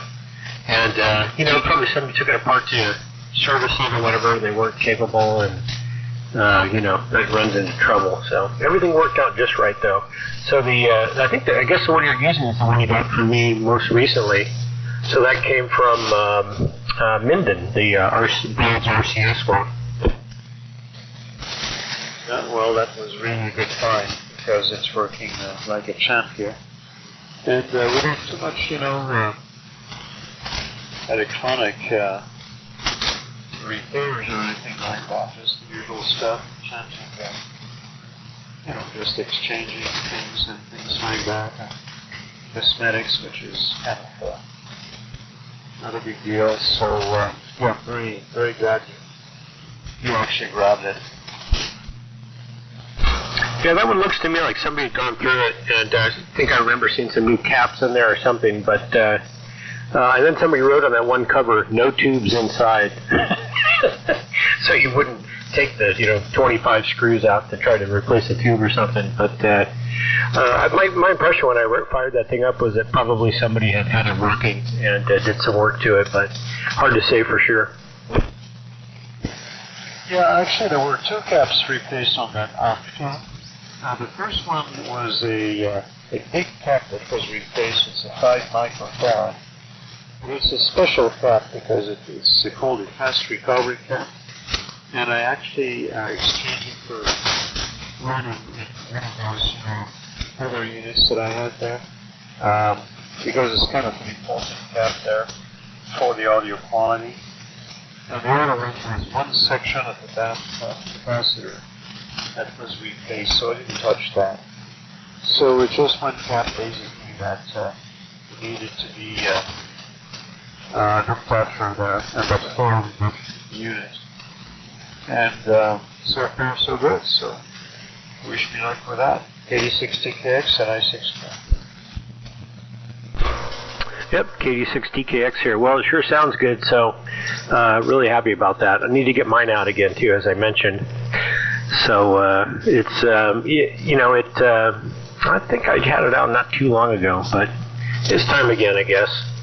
And I was so happy to get that rack, you know, and that was Mike just laid it on me. I was couldn't believe it. So it took a while to get it because it was up at Tom's for a while, and then finally got the handoff happened. But that's a really hard thing to find. And you know how I am with racks, right? Yep. Yes, indeed. Yeah. So are you going to actually put one of those AR-88s in the line there? Yeah, I'm just trying to figure out how to do that. I might kind of reconstruct my BC610 station. It's kind of just jammed in the corner. It's not really receiving its the respect it's due. So I might be looking around for another desk, and a bigger desk I'd be able to put the AR-88 in line. So that's kind of what I'm thinking about. Maybe using it with the BC610. I think that'd be a nice match. Yeah. Well, the AL-88, the model that you have, the black one, is kind of dear to me in memory because I had a good friend many years ago who, in the 60s, that actually was using only one of those receivers and wanted nothing else. And well, I understand now because I've got one, I've got several of those things along the years, and it is truly a beauty of mechanics and a very nice receiver. And it doesn't have the same really Art Deco impression of the SX28, but it certainly is, I would say, superior in many ways. So and it's more precise type of radio, I would say, than the other one that's a little bit loose on certain aspects of it. KD60KX and I6Q. And I6Q, KD60KX, yeah, they're kind of apples and oranges in some ways, but it's amazing the amount of audio coming out of that thing with just a single 6K6 in the case of this one.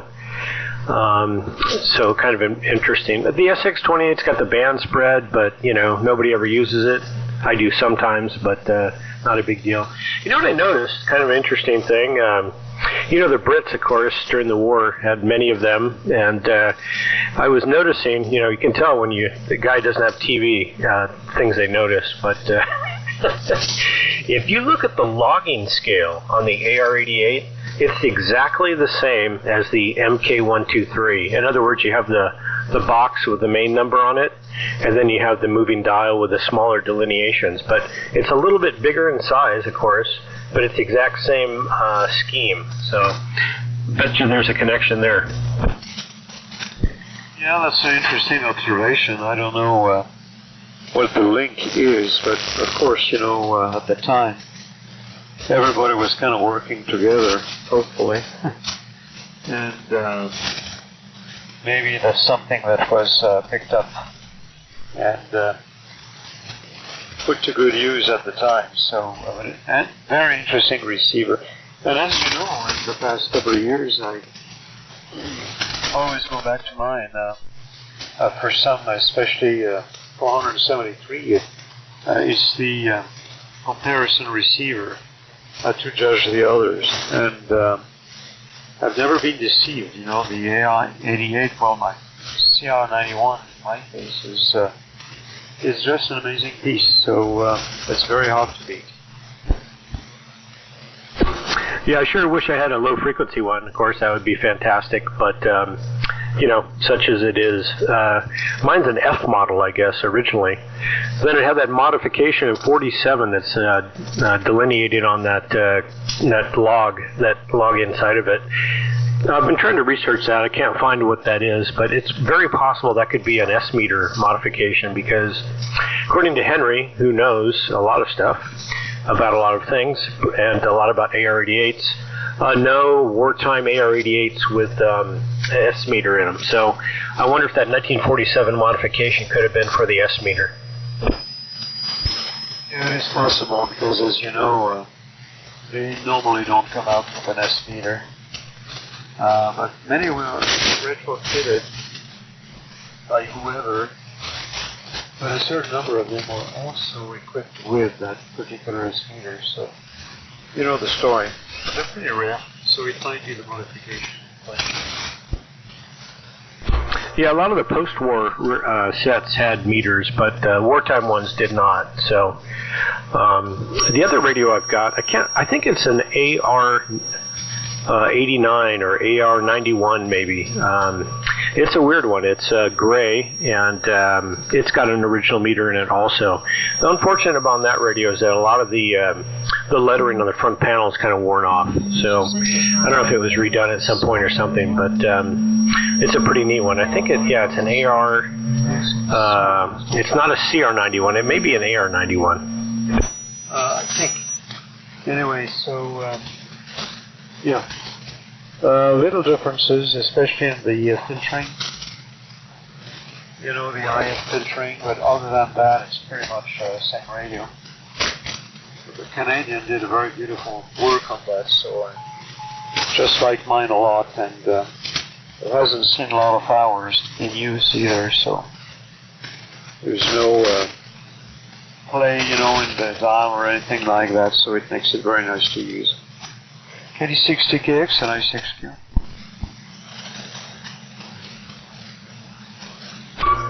All right, kind of a quiet band. It's kind of settling down. There's a lot of atmospheric noise earlier.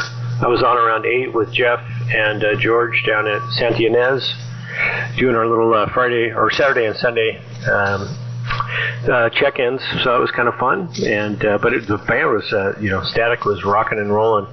Seems like it's quieting down a little bit now. All right, my friend. Anything else for this evening before we go our separate ways on the RF spectrum?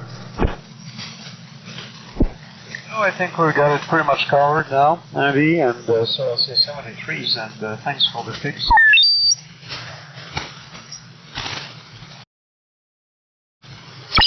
So, good evening. Very nice signal here. You're loud. You're 20 over here in Germany, and you're like, whoa.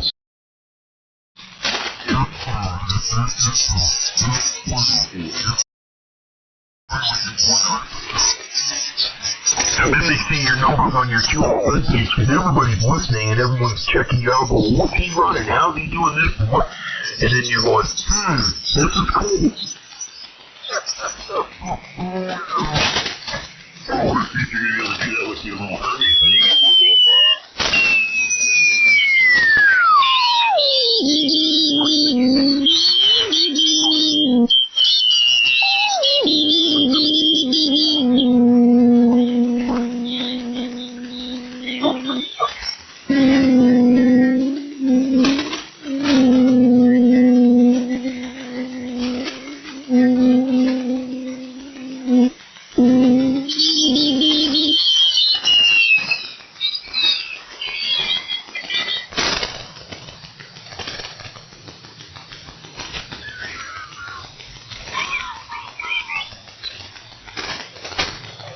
I said I think that's the most I've heard GGM talk.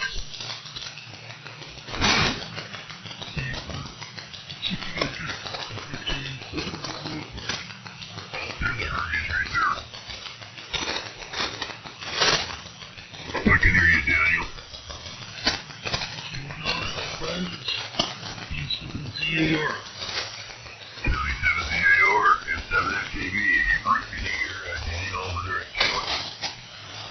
You know what, I didn't get to look at the meter to see what his signal was, but yes, definitely heard him. Daniel.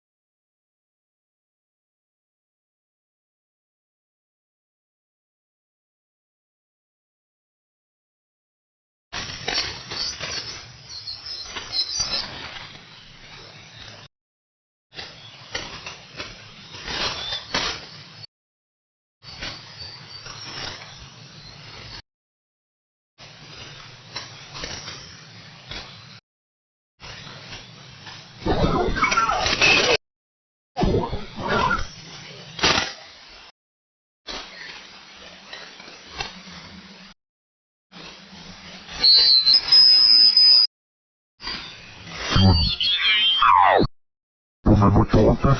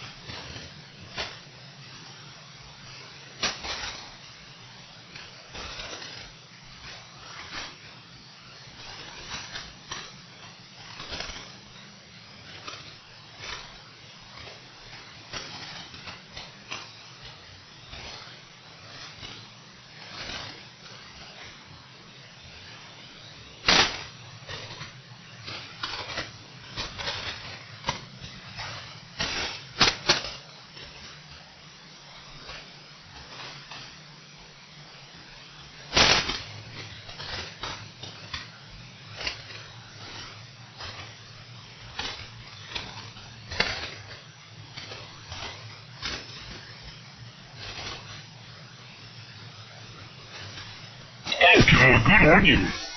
I don't know, not difficult. I don't know. You know, it wasn't real problem, but I could hear everything they're saying. Oh, that's neat.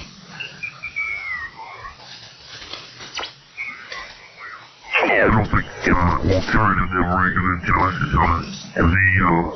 they call it, is where it be. Boy, he sure doesn't get into this on the water bed, boy.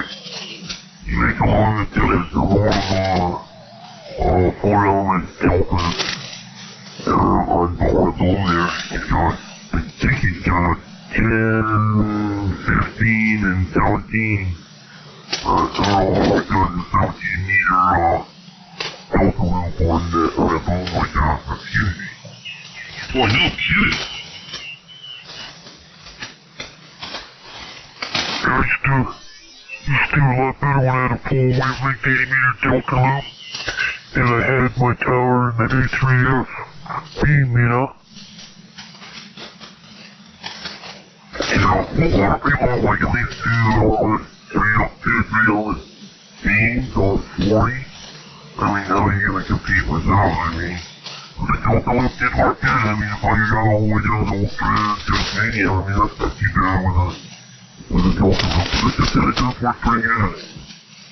Delta loop is always my favorite wire antenna. They're pretty good long on about 550-foot long wire too. But it got it RF and everything, telephones, one thing or another back then. And I talked to Terry on our mobile right now. I got a little distant wire on the van here. So 102 feet. And it got 40 through 10. But sometimes I have to put an extra ground somewhere. But, yeah, so on 15 I can get into Australia on mobile there. On long wire, after they get about 10 wavelengths long, they become directional, and my long wire pointed towards Europe. So on 10 meters, I was well over 10 wavelengths, and man, that thing worked good. Yeah. I don't know, there's so many trees around here that it's hard to find the right one, so I just put up a big giant 35-foot piece of bamboo and put it about 3 feet down from the end and put a pulley on it and then another pulley to pull it against the palm tree, and actually my delta was attached to that same piece of bamboo. But I love that giant bamboo, man, that stuff's the best. That was back in 98, 99, you know, solar cycle 23. The bands were really wide open back then.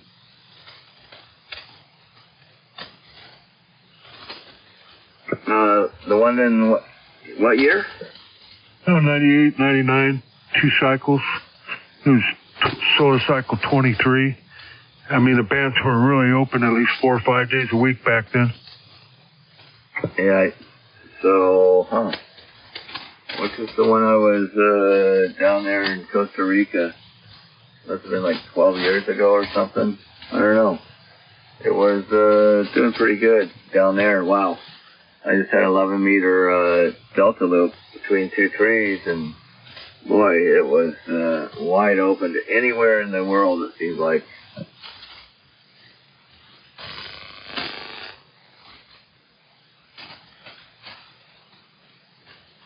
That's a good place at DX too, right by the ocean, the big lagoon down there. Yeah, worked good. I think Mara had like 170 countries or something in 6 weeks.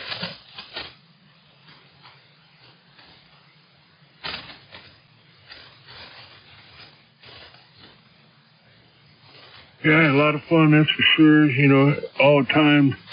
Norfolk Island, New Zealand, Australia, Japan, into Europe. And back then I got my Tech and Tech Plus in 97, and then a year a week to...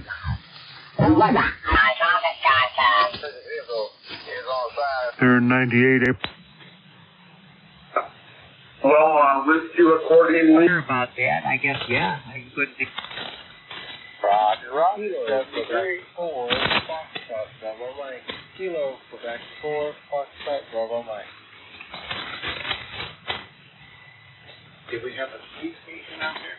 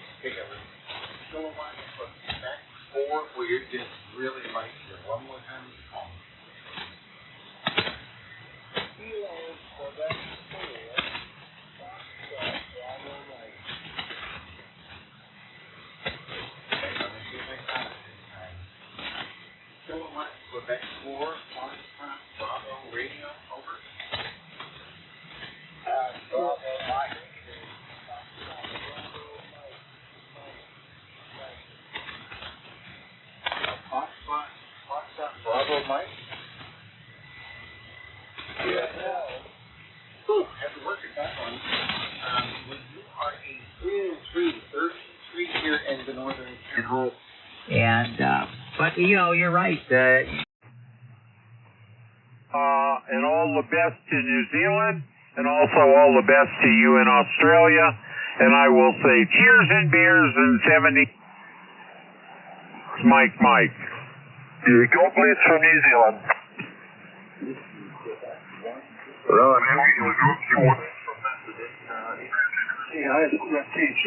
Bands haven't been the best lately, at least when I listen.